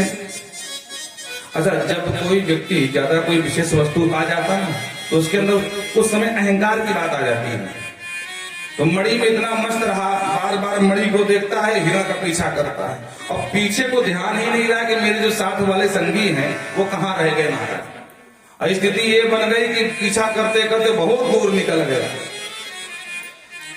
और साथ वाले सब भटक गए, ढूंढते रह गए महाराज किधर निकल गए। अब जंगल की बात है महाराज, राष्ट्रीय राजमार्ग तो है नहीं है कि किलोमीटर लिखा होता है, यहाँ से कानपुर 60 किलोमीटर है, अगर वो रास्ता छोड़ दो तो बागेवर होकर निकल जाओ। अब वहां जंगल की बात है, पगडंडिया होती महाराज और बड़े बड़े विशाल वृक्ष, एक बार आंखों से ओझल हुआ व्यक्ति तो खोजना बड़ा मुश्किल। उस समय मोबाइल भी नहीं थे, भैया फोन लगा ले कहाँ पहुंचे। तो महाराज पूरा दिन खोजते रहे, महाराज तो मिले नहीं। महाराज बार बार मणि को देखे, बोले आज तो तुझे मार के ही वापस मुड़ूंगा। तो हिरण तो मिला नहीं महाराज, आगे गए तो शेर से मुलाकात हो गई, हिरण तो भाग गया। और जब शेर ने देखा कि अरे इसके गले में अंगारा जैसा क्या चमक रहा है, तो आप सब जानते हैं शेर और आग की दुश्मनी है। हाँ, तो उसने अपनी जान बचा, उसको लगा कि मेरी तरफ आ रहा है घोड़े में बैठ करके आग का अंगारा, तो उसने अपनी जान बचाने के चक्कर में इसके ऊपर हमला कर दिया। तो घोड़े के साथ इसको भी निपटा दिया महाराज। बोलो राधे राधे। वो मणि को दांत में दबाकर चल दिया। पहले डरा, पहले पन्ने से कर रहा था, बाद में अरे इसमें आग नहीं है, खरी चमक रही है, तो दांत से दबा लिया, चल दिया महाराज। जा ही रहा था कि सामने से रामावतार वाले ऋक्षराज जामुन महाराज घूम रहे थे। हाँ, ऋक्षराज जी, तो उनको बड़ा कौतुक लगा कि भाई ये इतनी अमूल्य वस्तु ये शेर के मुख में कैसे आ गई। तो उन्होंने शेर को भी निपटा दिया ऋक्षराज ने, और शेर को मार करके मणि अपने कब्जे में कर ली और लेकर सीधा अपने गुफा में गए। और इनकी बिटिया थी महाराज, तो बिटिया को जामवती को दे दिया। अब बिटिया बहुत खुश हुई, पिताजी पहली बार कोई खिलौना लाए, उसी पर खेलने में मस्त। अब इधर जब प्रसेन नहीं लौटे तो एक दिन हो गया, 2 दिन हो गया, 3 दिन हो गए, तो सत्यजीत के मन में एक आशंका उत्पन्न हो गई। अपनी पत्नी से कहा, देखो देवी बात प्रमाण तो कोई है नहीं, लेकिन मुझे लग रहा कि मेरे भाई की हत्या की गई। आप ऐसा कैसे कह सकते हो, आपको क्यों लग रहा है? अच्छा, माताओं का स्वभाव होता है, बात पूछेंगी, बात की जड़ पूछेंगी। आपने कैसे कह दिया? तो उसने कहा नहीं नहीं, मुझे इसलिए लग रहा है कि मैं जब द्वारिका गया था, तो जब लौट रहा था तो द्वारिका के कुछ बच्चों ने मुझसे मणि मांगी थी, अब मैंने 2 ठोक मना कर दिया था। तो मुझे लगता है कि लोगों के नाम बड़े होते हैं पर काम जब उनके देखो ना महाराज तो बड़ी शर्म आए कि द्वारकाधीश सिर्फ नाम के बड़े हैं और कहीं ना कहीं द्वारकाधीश ही हत्या करा है मेरे भाई की। पर देखो बड़े लोग हैं, किसी से कहना नहीं तुम, अब जो होना था तो हो गया, मणि भी गई, भाई भी गया। तो पर तुम किसी से कहना नहीं। ठीक है, नहीं कहूंगी। अब बेचारी 2-4 दिन तो नहीं कही। 2-4 दिन बाद उसका पेट खराब होने लगा महाराज, क्योंकि बात हजम नहीं होती माताओं को। तो जब ज्यादा पेट खराब होने लगा तब उसको मजबूरी थी भाई बताना पड़ा। तो एक बेचारी बहुत अतरंग सखी थी, सहेली, उसने पूछ लिया बात बात पर, क्या बात है आजकल तो बहुत उदास रहती है। अरे कुछ नहीं कहेंगे। अरे नहीं बात तो है। अच्छा, तो मुझे पराया मानती है? तो बताना एक बार। अरे पराया नहीं, कुछ नहीं है तो हाँ मैं रोज देखती हूँ, लेकिन 2-4 दिन से देख रही हूँ, पहले जैसी बात नहीं रही तेरे चेहरे में, कोई बात तो है छुपा रही है तो मैं सब जानू। जब महाराज पीछे पड़ जाती है, जब तक वो पूरा राज सुना खुलवा दो। हाँ, वर्मा जी ने कुछ अलग से दिमाग इनको दिया, इनके कान तो बहुत तेज होते हैं। हाँ, तो धीरे से जो है उसने कहा बहन अगर काऊ दिन ना कहे तो बताऊं। अरे बहन मैं तेरी बात, वो भी तेरी बात किसी दूसरे से कह दूं? बहन कभी स्वप्न में सोच लेना। विश्वास में ले लिया। सहेली ने धीरे से सत्राजित की पत्नी ने बता दिया, बहन तुझे तो पता है कि देवर का कोई पता नहीं है। बोले हाँ। बोले स्वामी जी बता रहे हैं कि हमारे देवर की हत्या की गई, वो भी मणि के चक्कर। किसने कराया? अरे द्वारिकाधीश ने, और कौन कराएगा? हाँ, उनको मणि पसंद आ गई, हमारे स्वामी जी ने मना कर दिया तो देखा पीछे से गुप्तर भेज करके और भाई के पीछे लगा करके मरवा डाला। पर बहन बड़े लोग हैं, ये बात बाहर नहीं जाना चाहिए। अरे बहन तेरी बातों भी बाहर है। विश्वास में आकर के उसने बता दिया, उसने विश्वास दिला दिया और वहां से वो आई तो 2-4 घंटे नहीं बताया, लेकिन बात हर घंटे में वही याद है, वही बात दिमाग में घूमे। अब घर का एक भी काम ना हो महाराज, क्या करूं, किससे बताऊं, क्या करूं? तो एक उसी तरह की सखी मिल गई, उसने बता दिया। फिर उसने उससे बता दिया, फिर उसने अगले से इसी तरह कहते हैं जैसे जंगल में आग फैलती है तो करने करने जपन जनाहा, कानों में बात फैलते फैलते महाराज सत्राजित के यहाँ से द्वारिका पहुंच गई। और द्वारिका होते हुए भगवान के कान तक पहुंच गई। भगवान ने पूछा बच्चों से, क्यों आप लोगों ने ऐसा कहा था क्या उससे? बच्चों ने कहा हाँ सरकार भूल तो हो गई। बोले मूर्खों, लेना न देना मगन रहना, फालतू में कलंक लग गया हमको, अब क्या करें? चलो भाई कलंक मिटाना पड़ेगा ना। तो साथ में उधो को लिवाए, 10-15 लोगों को लिवा लिए। चलो भाई खोजते हैं उसके भाई को। तो जंगल की खाक छाननी शुरू करी भगवान ने। बोलो राधे राधे। हाँ, अब देखो इस घटना में भगवान का कोई लेना देना नहीं था, लेकिन फालतू में नाम घसीट दिया गया। हाँ, तो बड़े लोग जो हो जाए उनको सावधान रहना चाहिए। हाँ, वो समाज की नजर में ही रहते हैं, कब मौका मिले कब गिराएं इनको। अब वो अलग का विषय है कि विवेचना हो और आप कोर्ट से बरी हो जाए, लेकिन बदनामी तो हो जाएगी ना तब तक। तो जो लोग बड़े लोग हैं सावधान रहा करें। हाँ, आजकल सरकार की कृपा से तीसरी आंख हर जगह विद्यमान रहती है, वीडियो मोबाइल। हाँ, तो तीसरी आंख है, दो हमारे तुम्हारे पास है, सरकार ने तीसरी भेज दी है कि कहीं गड़बड़ करोगे तो गए। बोलो राधे राधे। तो भगवान ने कहा चलो भाई कलंक तो मिटाना पड़ेगा। खोजते खोजते जंगल की खाक छाननी शुरू करी और खोजते खोजते एक जगह भगवान ने घोड़े को मरा हुआ देखा और वहीं समीप में घोड़े का घोड़सवार वो प्रसेन मरा हुआ पड़ा था। वहां से शेर के परचिन्ह को देखते हुए आगे बढ़े और कुछ दूर आगे गए तो शेर भी मरा पड़ा। वहां से रक्षराज के चिन्हों को देखा और आगे बढ़ते गए तो सीधे जामवंत की गुफा तक पहुंच गए महाराज। और जो गुफा में झांक करके देखा तो मणि का दिव्य प्रकाश, पूरी गुफा महाराज जगमग जगमग दिवाली की तरह जगमगा रही थी। भगवान ने कहा उधो बिल्कुल सही जगह आ गए, लेकिन दूसरे का कह रहे तुम लोग बाहर परीक्षा करना, हम जा रहे हैं मणि लेके आ रहे हैं। बोलो राधे राधे। पर किस मोही एक पखवारा, नहीं आऊं तो जान स्मारा। रामचरितमानस में बाली ने सुग्रीव से कहा था ना, तो मास दिवस कहा रहे खरारी और निधरी ऋषि धार कहाँ भारी। तो भ्रम हो गया सुग्रीव को कि लगता भैया निपट गया तो भागने भलाई है महाराज, तो भाग लिए। तो आज भगवान ने कहा कि देखो भाई अकेले हम जा रहे हैं, तुम लोग बाहर प्रतीक्षा करना। अब किसी दूसरे के यहाँ बिना पूछे पूरी टीम ले घुस जाना ये मर्यादा नहीं है, तो हम ही जा रहे हैं। तो भगवान सीधे घुस गए अंदर और जामवंती खेलने में मस्त मणि के साथ। और जामवंती ने जो देखा किसी अनजान से व्यक्ति को चित्कार कर उठी, देखो पिताजी ये कौन श्रीमान खुदे चले जा रहे हैं। जामवंत को बहुत बुरा लगा। देखो ना तो कुंडी खटकाई ना आवाज लगाई, सीधे घुसाए बन करके मेहमान की तरह। तो जामवंत आए, भगवान से न कुछ पूछे न कुछ बोले, सीधा मिला करके 2 थप्पड़ रख दिए।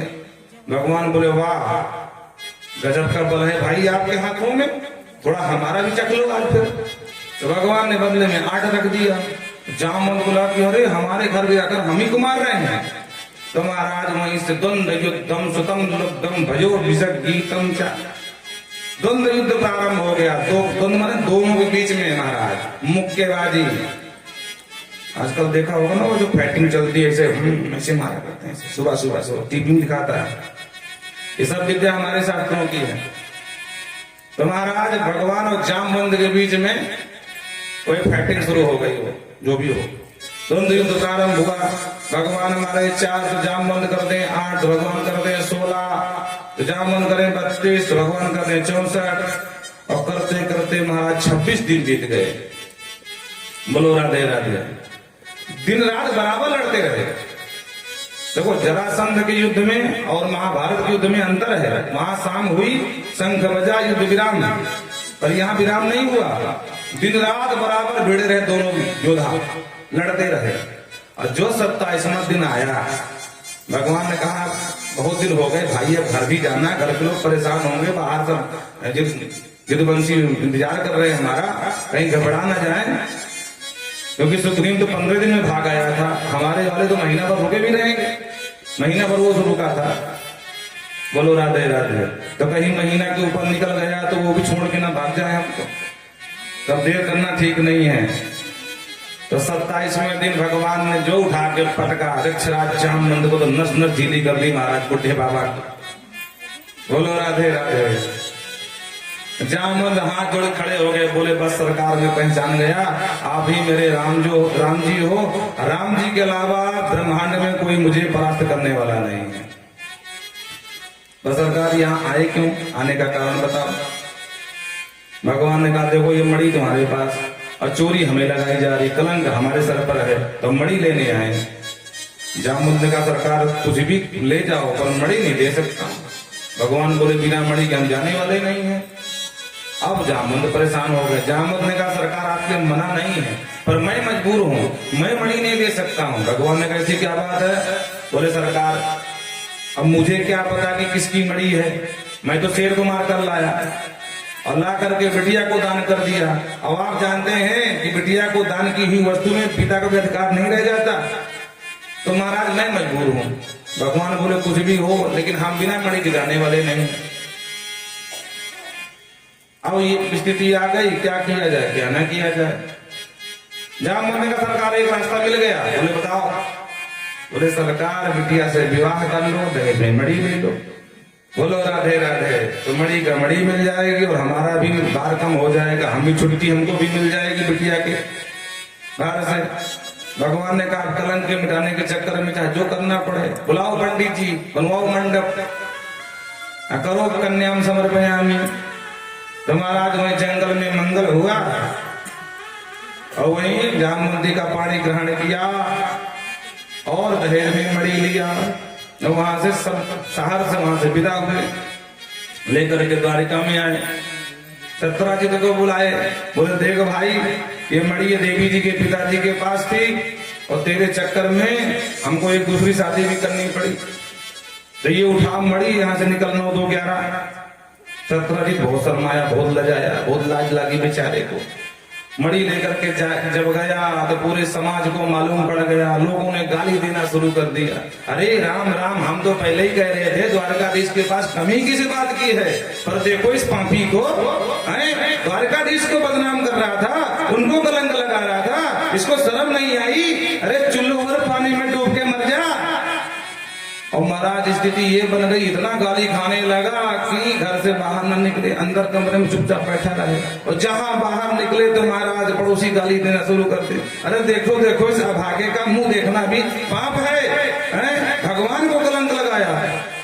एक दिन बेचारा मध्य रात्रि में छुपता छुपाता द्वारिका आया। अब भगवान के दरबार से कहा सरकार से कहना हम मिलना चाहते हैं। चुप पाई रात में बहुत सारे खेल हो जाते हैं, हमारा सरकार रात में गिर जाती है चुप्पई में। बोलो राधे राधे। चुप्पई सूटकेस पहुंचा दिया राती रात। आपको घटना याद है मुंबई वाली, लेकर के विधायक उड़ गए वहां, मारा 2000 किलोमीटर आगे। अब बोलो क्या करोगे। अब जो खातिरदारी हुई होटल में, और पैसा किसका, जनता, और जनता ही मर रही है। और बल्ले बल्ले तो महाराज, बोलो राधे राधे। वृंदावन बिहारी लाल की जय। तो एक दिन चुपचाप रात में आया, भगवान से कहा सरकार बहुत गाली खा रहा हूँ, आपको कलंक लगा के अब पछता रहा हूँ। भगवान ने कहा देख भाई ये पहले सोचना चाहिए, बिना विचारे जो करे सौ बार से पछताए और काम बिगाड़े आपनो जग में होए हंसाए। तो तूने पहले तो कुछ विचार किया नहीं है, फट से हमारा नाम लगा दिया और अब क्यों रो रहा है। बोले सरकार एक रास्ता है, अगर आपकी कृपा हो जाए तो गाली नहीं कोई देगा, गाली खाने से बच जाऊंगा। भगवान का बताओ, अगर हमारी वजह से तुम्हें गाली नहीं सुननी पड़ेगी तो हम तैयार हैं, जो कहो सो कर दें। तो सरकार बात ये है कि मेरी बिटिया है सत्यभामा, उसे विवाह कर लो, मैं आपका बन जाऊंगा ससुर, आप बन जाओगे दामाद, फिर दुनिया का कोई भी व्यक्ति मुझे गाली नहीं देगा। बोलो राधे राधे। क्यों अभी गाली क्यों दे रहा है? क्योंकि हमारे पक्ष में नहीं विपक्ष में है। और आपने देखा होगा जब चुनाव का समय आता है तो लोग गोता खाते हैं नेता लोग, इस पक्ष से उस पक्ष में, और उसी नेता को खूब गाली देते हैं महाराज, 5-5 साल तक गरियाते रहते हैं। और जहां इस पक्ष में आ गया तो काहे की गाली है, वो दूध का धुला हो जाता है महाराज, क्योंकि हमारे पक्ष का हो गया ना, तब गाली नहीं देते हैं।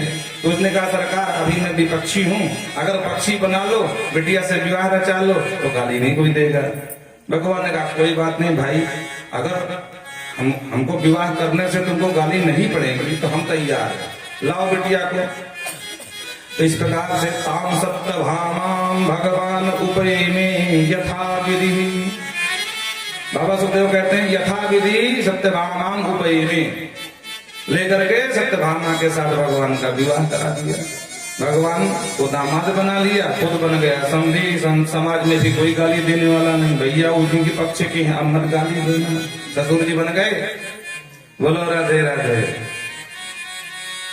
तो सुखदेव कहते राजन इस प्रकार से भगवान का तीसरा विवाह हुआ। देखो भाई गिनते रहना, क्योंकि संख्या बहुत ज्यादा है, अगर कोई विवाह छूट गया तो बाद में दोष मत देना। हाँ अभी तो कुछ नहीं हुए, 16,108 की बात है माता जी। हाँ तो 3 विवाह संपन्न उस तरह से हुए। एक दिन भगवान अपने प्रिय पांडवों से मिलने गए इंद्रप्रस्थ, आज जिसका नाम दिल्ली है, या दिल्ली कह दो या दिल्ली कह दो, क्योंकि 3 नाम से जानी जाती है। तो पहले तो लोग दिल्ली कहते थे, थोड़ा सा ज्यादा मॉडर्न जमाना आया तो दिल्ली को दिल्ली कर दिए। अब कुछ ज्यादा वीवीआईपी समाज में पाए जाते हैं तो डेली चिल्लाते हैं। बोलो राधे राधे। लेकिन प्राचीन नाम है इंद्रप्रस्थ, और ये पांडवों की बसाई हुई नगरी है।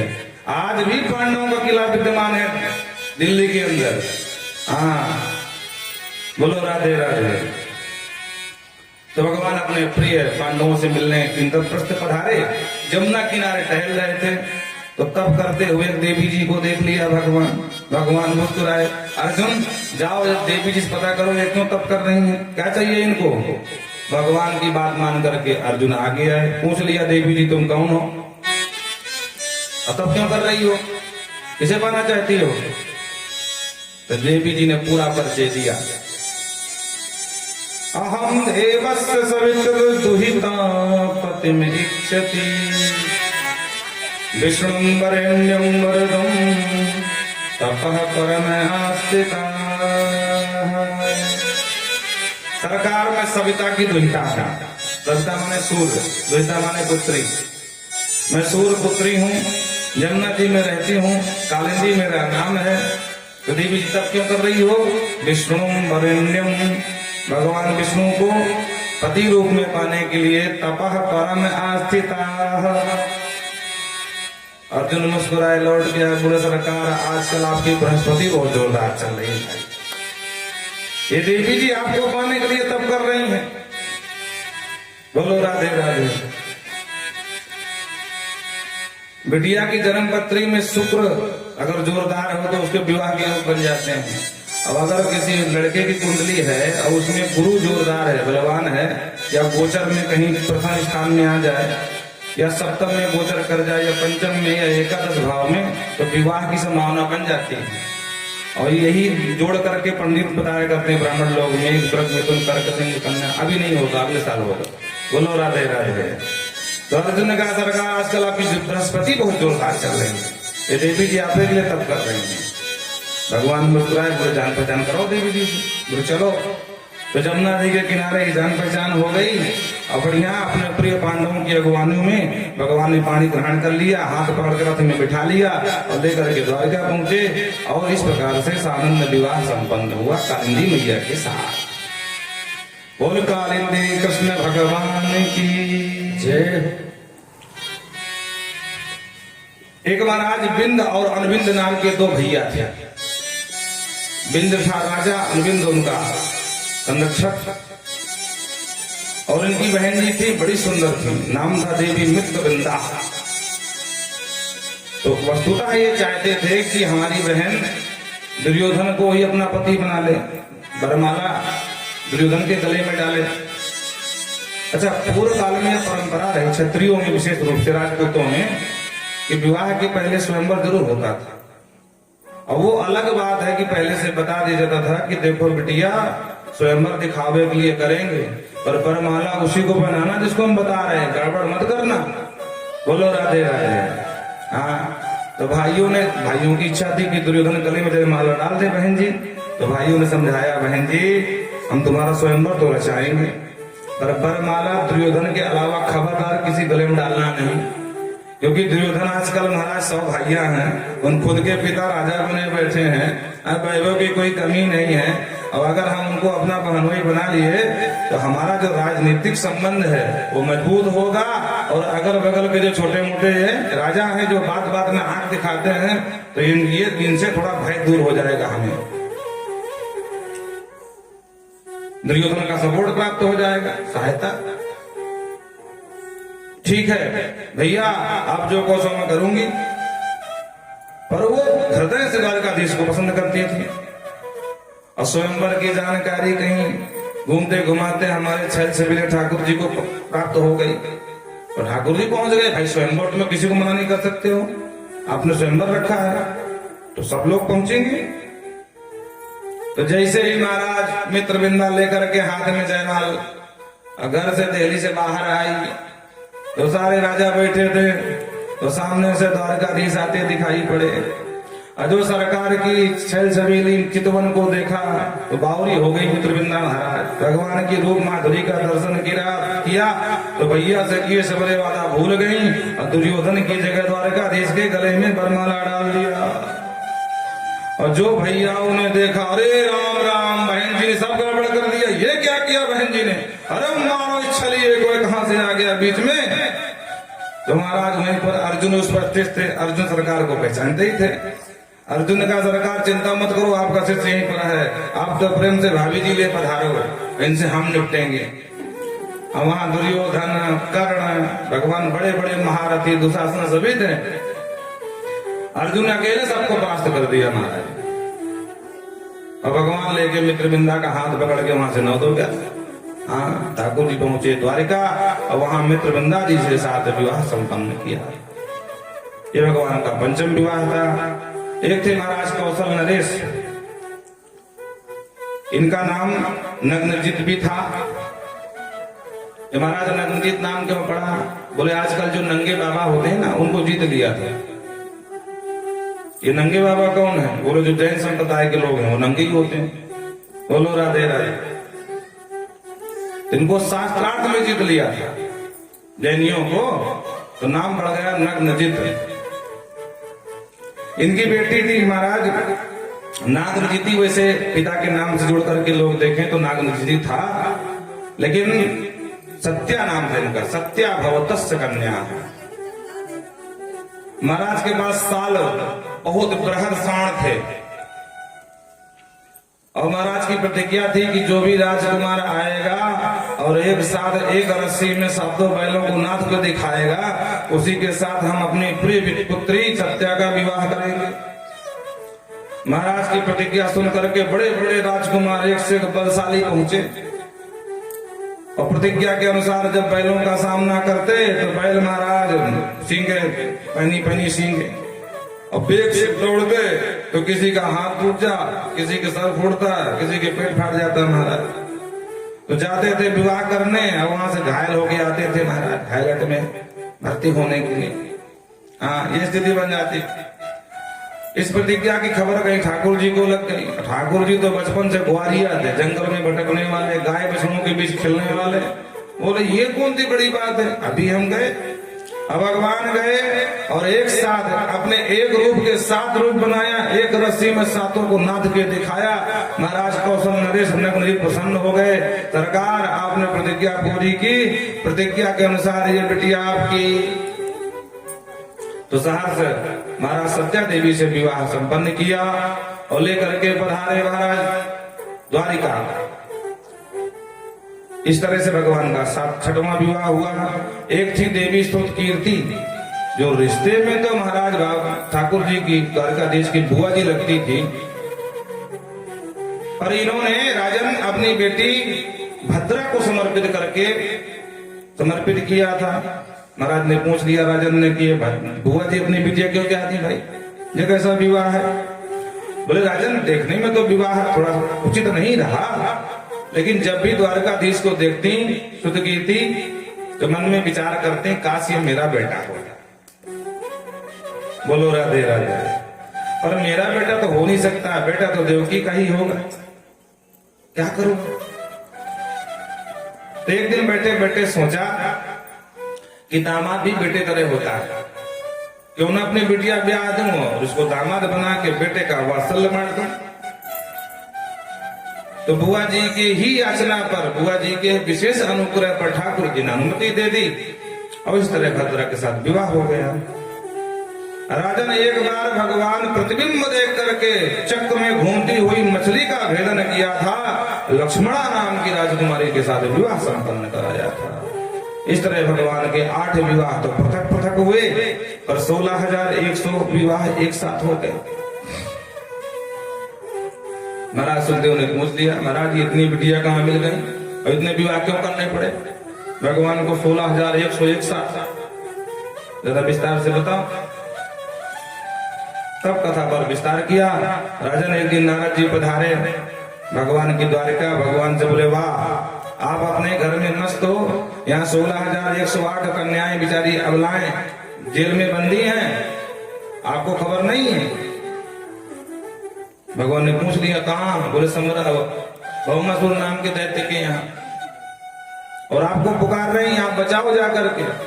द्रौपदी की लाज बचाने वाले हो, एक की लाज बचा दी, यहाँ 16,100 की लाज जा रही है, नहीं बचाओगे क्या? कृपा करना बंद कर दिए हो क्या? भगवान ने कहा नहीं देवर्षि, ऐसी बात नहीं है।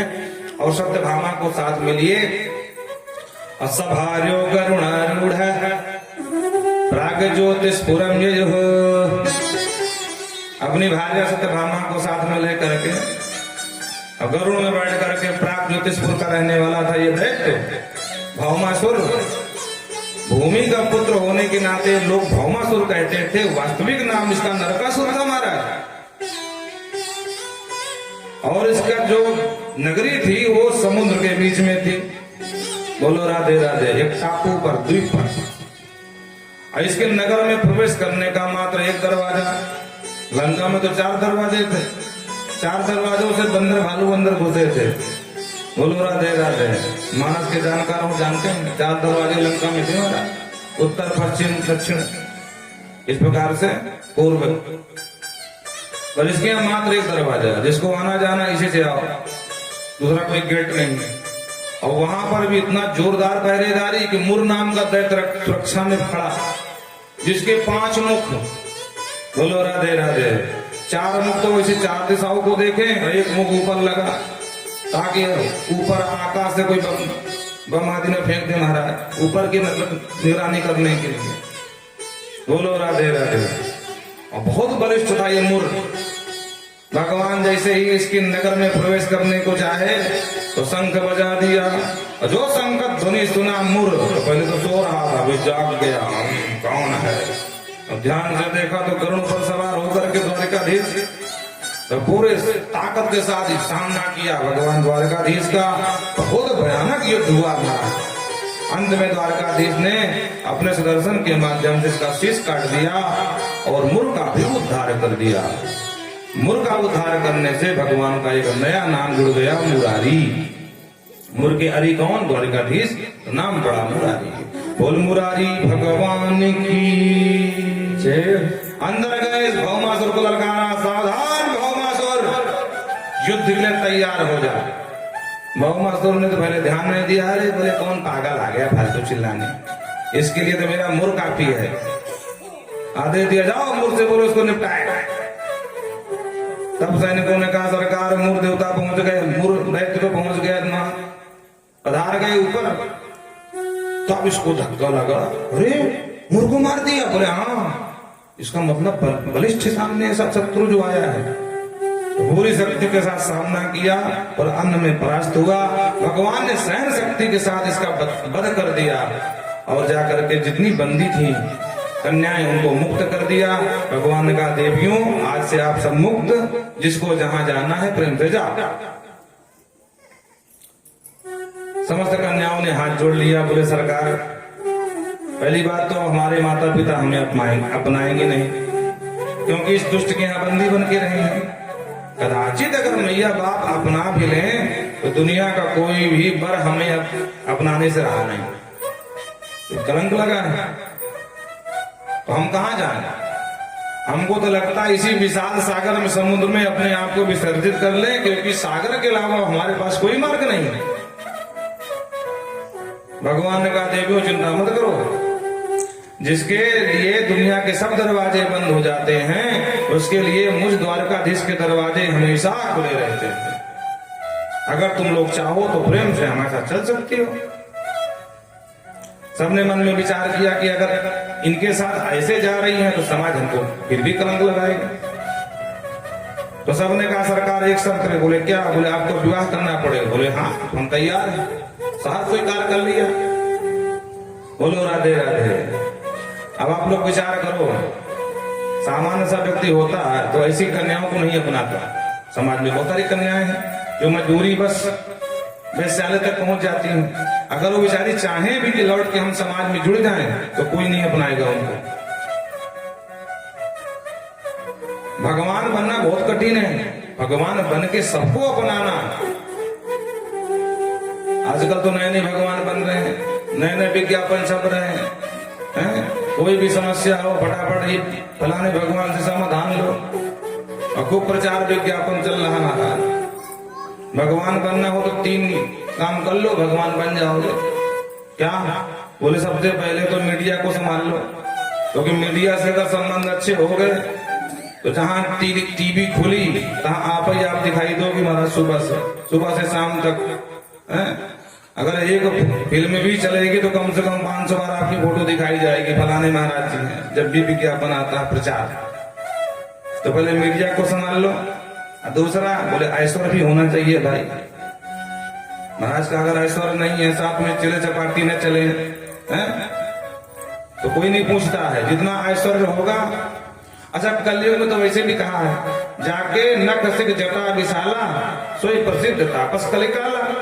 इसके बड़े बड़े बाल हो महाराज, महिलाओं से भी बड़े हो, यहाँ तक ऐसे, और जितना रंग बिरंगे कपड़े पहन के बैठ जाए। बोलो राधे राधे। देखने भले कार्टून लगे तो अपने आप को सिद्ध मान लेता है। तो कलिकाल में उसी जय जयकार होगी, पंडित सोई जुगाल बजावा। बोलो राधे राधे। तो भगवान बनना तो बोले मीडिया संभाल लो। दूसरी बात बोले वैभव होना चाहिए भाई, मीडिया ऐसे थोड़ी संभलेगी, उसको देना पड़ता है भाई। तुम्हारे पास वो भी, अच्छा मीडिया दिखाए क्या, तुम्हारे पास कुछ होना तो चाहिए। अरे और कुछ न, कम से कम एक गौशाला टूटी फूटी दिखा दो, उसी को तो मीडिया बढ़ा चढ़ा के दिखाती है। फिर देखो महाराज जी का गौशाला, कितनी गाय। अच्छा महाराज जी अगल बगल वालों की जो घूम रहे उन्हीं को थोड़ी दिखाने के लिए बुला लिया हो गौशाला, बाद में छोड़ देंगे। तो मीडिया वैभव, और तीसरी बात कोई अच्छे नेता से संबंध हो जाए महाराज, नेक्स्ट बात बिगड़ जाए तो जेल की यात्रा न करनी पड़े, नेताजी बचा ले, तो उनसे संबंध अच्छे होने चाहिए। फिर भगवान आप बन गए, कोई चिंता की बात नहीं है। 3 संभाल लो, मीडिया, वैभव और नेताजी, वाह फिर तो आपकी बल्ले बल्ले। बोलो राधे राधे। आपको याद है 2014 के पहले एक बाबा जी जो योगा सिखाते हैं, रामलीला मैदान से कैसे भागे थे, और अगर भाजपा की सरकार न होती बाबा जेल में होते हैं। बोलो राधे राधे, बोलो वृंदावन बिहारी लाल की जय। हाँ तो भाई सब जानते हैं, ऐसा थोड़ी ना है। तो कहने का मतलब भगवान ने सबको अपना लिया। भगवान ने कहा देखो शुभ अशुभ, अच्छा बुरा ये समाज के लिए है, हम ब्रह्म हैं, हमारे लिए सब शुभ ही शुभ है। हम मंगल भवन अमंगलहारी हैं। अगर तुम अशुभ तुम्हारे ऊपर लगा भी कुछ है, तुम्हारे साथ गलत हुआ है, तो सही करना हमें आता है। बोलो राधे राधे। हैं टेढ़े चंद्रो व क्रोपी, टेढ़े चंद्रमा को कोई नहीं पूछता था, बाबा शिव ने अपना लिया तो जगत वंदित हो गया चंद्रमा। नागों को अपनाया तो लोग नाग पंचमी दूध पिलाने लगे नागों को।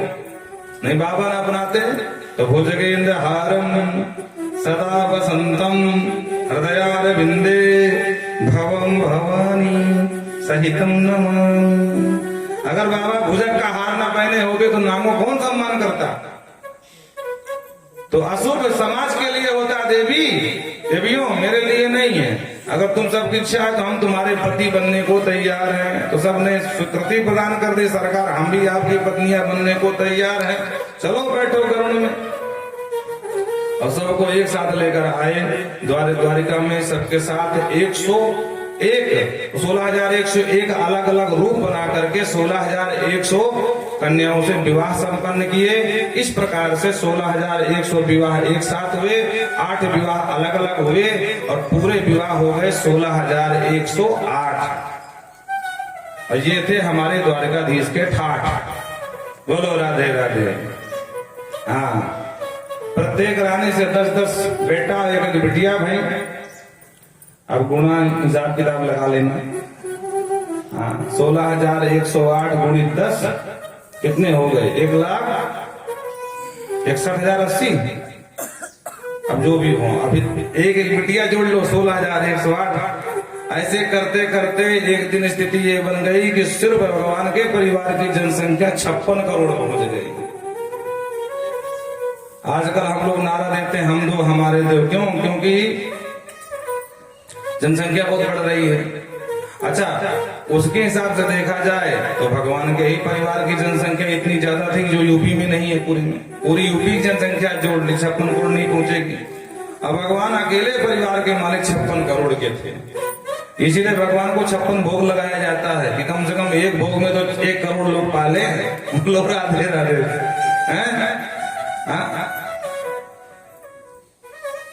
भगवान फिर भी इतने बड़े विशाल परिवार में प्रेम से रहते हैं, कभी मुंह लटका के नहीं बैठे। सदा प्रसन्न मुकुंद कुंद कली समहासा मुकुंदा, कुंद कली की तरह खिला हुआ मुख कमल महाराज। एक दिन नारद जी को लगा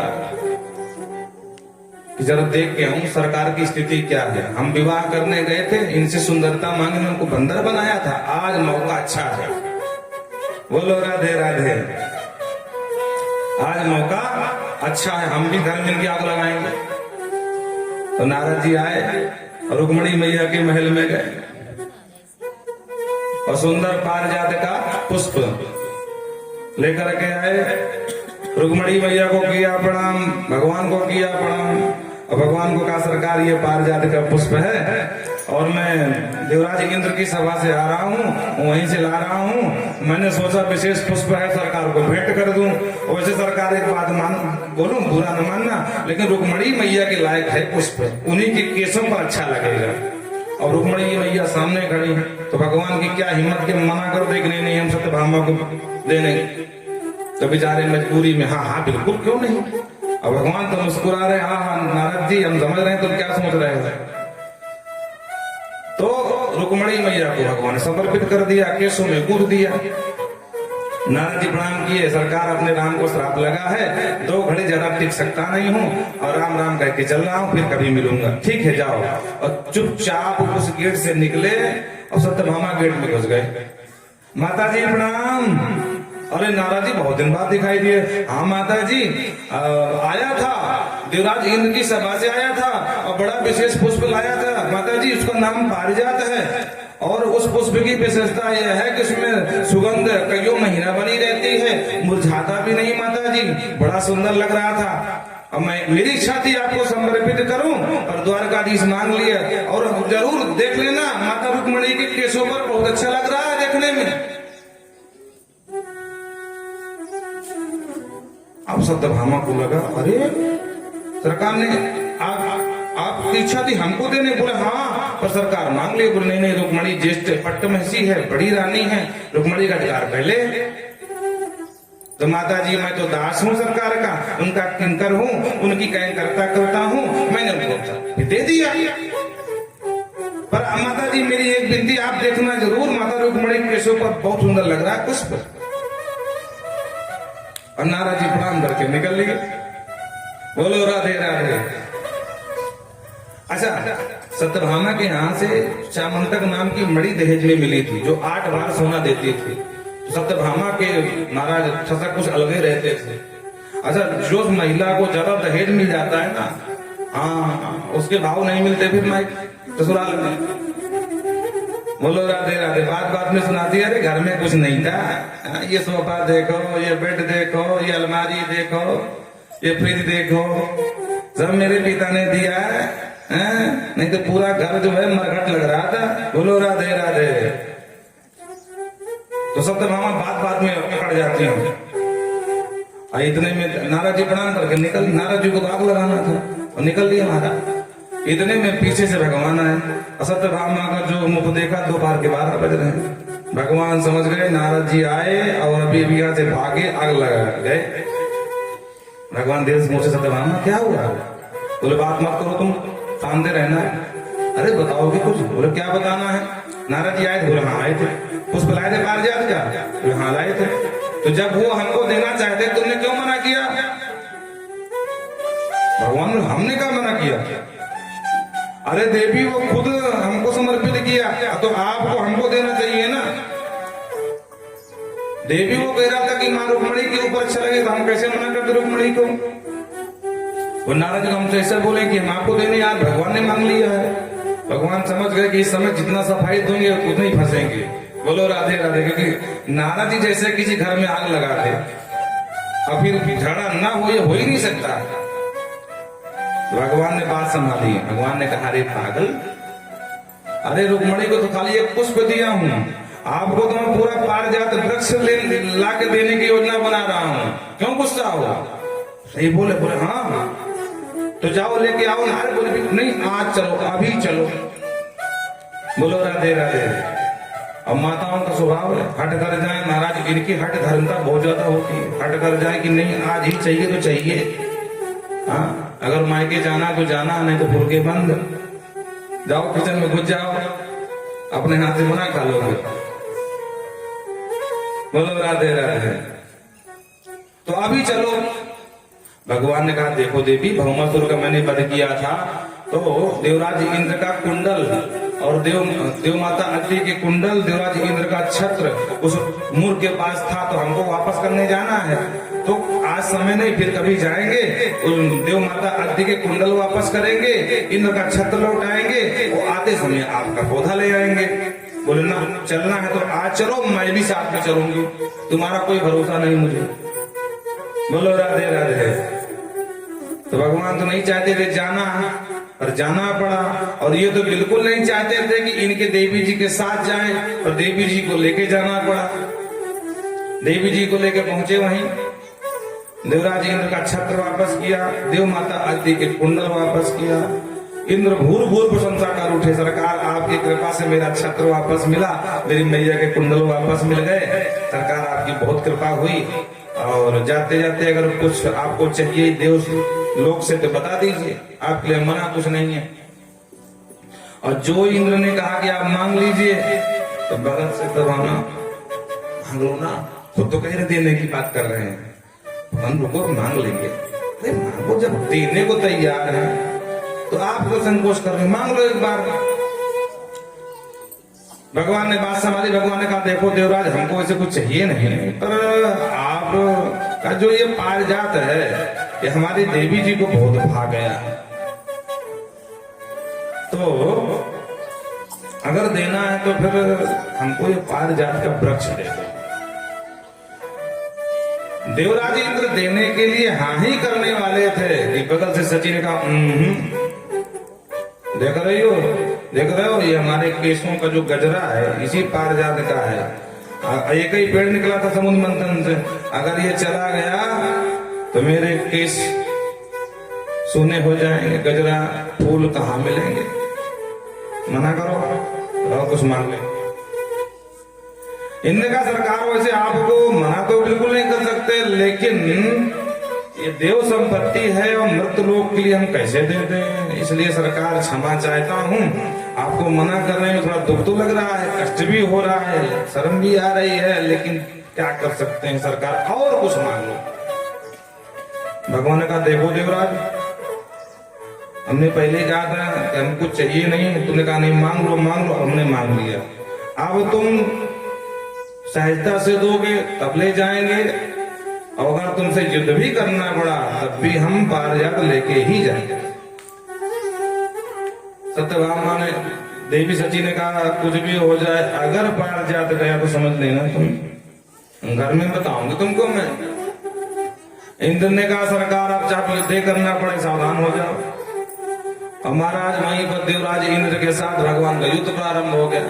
भगवान ने अंत में परास्त कर दिया और पारिजात को उखाड़ लिया, उखाड़ करके सीधे लाए द्वारिका और सत्यभामा के आंगन में स्थापित कर दिए, सत्यभामा को प्रसन्न किए। बोलो राधे राधे। नारद जी को घर में हो जाएगी महाभारत, पर यहाँ तो कुछ नहीं। नारद जी घूम के आए सत्यभामा के आंगन में, पेड़ को देख के तो बेचारे बहुत शक्के रह गए। वाह, हम जो सोचे तो वो तो हुआ ही नहीं। नारद जी बोले कोई बात नहीं, इस बार चूक गया तो चूक गया, अगली बार बताऊंगा। बोलो राधे राधे। तो नारद जी आए एक दिन, योजना बना के कि इस बार ऐसी योजना फिट करूंगा झगड़ा हो ही जाए। तो सबसे पहले मणि मैया के महल में घुसे तो धीरे से देखे भगवान बैठ करके पूजा कर रहे हैं। वहां तुरंत निकले, बोले हाँ यहाँ है, वहां नहीं हूँ। सत्यभामा के यहाँ गए तो भगवान वहां स्नान करने हैं। फिर कालिंदी मैया के पास चले गए तो उनके भवन में देखा भगवान सभा में बैठे हैं, कुछ चर्चा कर रहे हैं। वहां से भगे तुम्हारा अन्य रानी के कक्ष में चले गए तो वहां देखे भगवान ब्राह्मण को भोजन पका रहे हैं। किसी अन्य रानी के यहाँ गए तो भगवान बगीचे में पानी सिंचन कर रहे हैं। अब नारद जी को बड़ा कौतूहल लगा, ये हो क्या रहा मेरे साथ में, जिस महल में गुजरा भगवान वहां मिल जा रहे हैं। बोलो राधे राधे।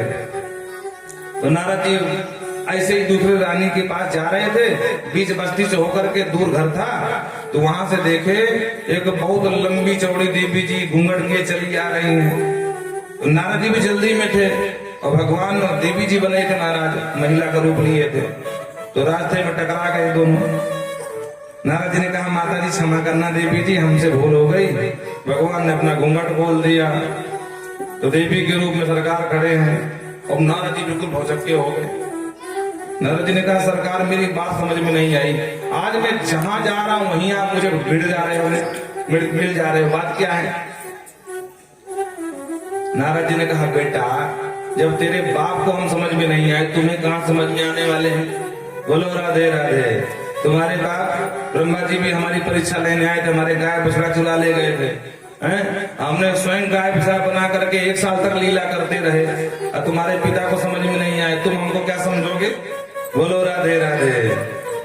तो आज पुत्र कह के संबोधित कर रहे नारद जी को, मानो कहना चाहते हो बेटा अभी तेरी उम्र ज्यादा नहीं है, तेरे बाप के भी बस की नहीं कि हमको समझ ले। हाँ, इसीलिए हम भगवान कहलाते हैं। बोलो राधे राधे। मानो भगवान हर जगह है, हरि व्यापक सर्वत्र समाना, कहीं भोजन पवा रहे हैं, कहीं सभा में बैठे हैं, कहीं स्नान कर रहे हैं। 16,000 अगर 108 विवाह भी किए तो 16,108 रूप बना करके सबके साथ भी रह रहे हैं। हाँ, बहुत लोग कहते हैं कि हम भगवान ने किया तो हम क्यों ना करें। बोलो राधे राधे। तो हम कहते हैं भैया श्री गणेश से शुरुआत करो ना, बाद में क्यों ढूंढ रहे हो। भगवान ने श्री गणेश कहां से किया, पूतना मौसी आई थी जहर पीवान में, तो सबसे पहले भगवान ने जहर पिया था। तो पहले आप लोग जहर पियो, जो लोग कहते हैं अगर बच जाओ तो फिर आगे की सारी क्रिया दोहराना। बोलो राधे राधे। हाँ, भगवान ने गोवर्धन उठा लिया 7 कोस को पहाड़, आप श्रीमान जी 7 ईंटा बांध करके को और पूरा दिन खड़े रहो तो हम जान जाए सर पे लेकर के। हाँ, भगवान प्रेम से अपना रह रहे हैं। बोल वृंदावन बिहारी लाल की जय। ये काफी देर हो भजन नहीं हुआ ना, आइए अगर श्यामा जी राधेश्वरी को मनाते हैं फिर कथा आगे बढ़ते हैं।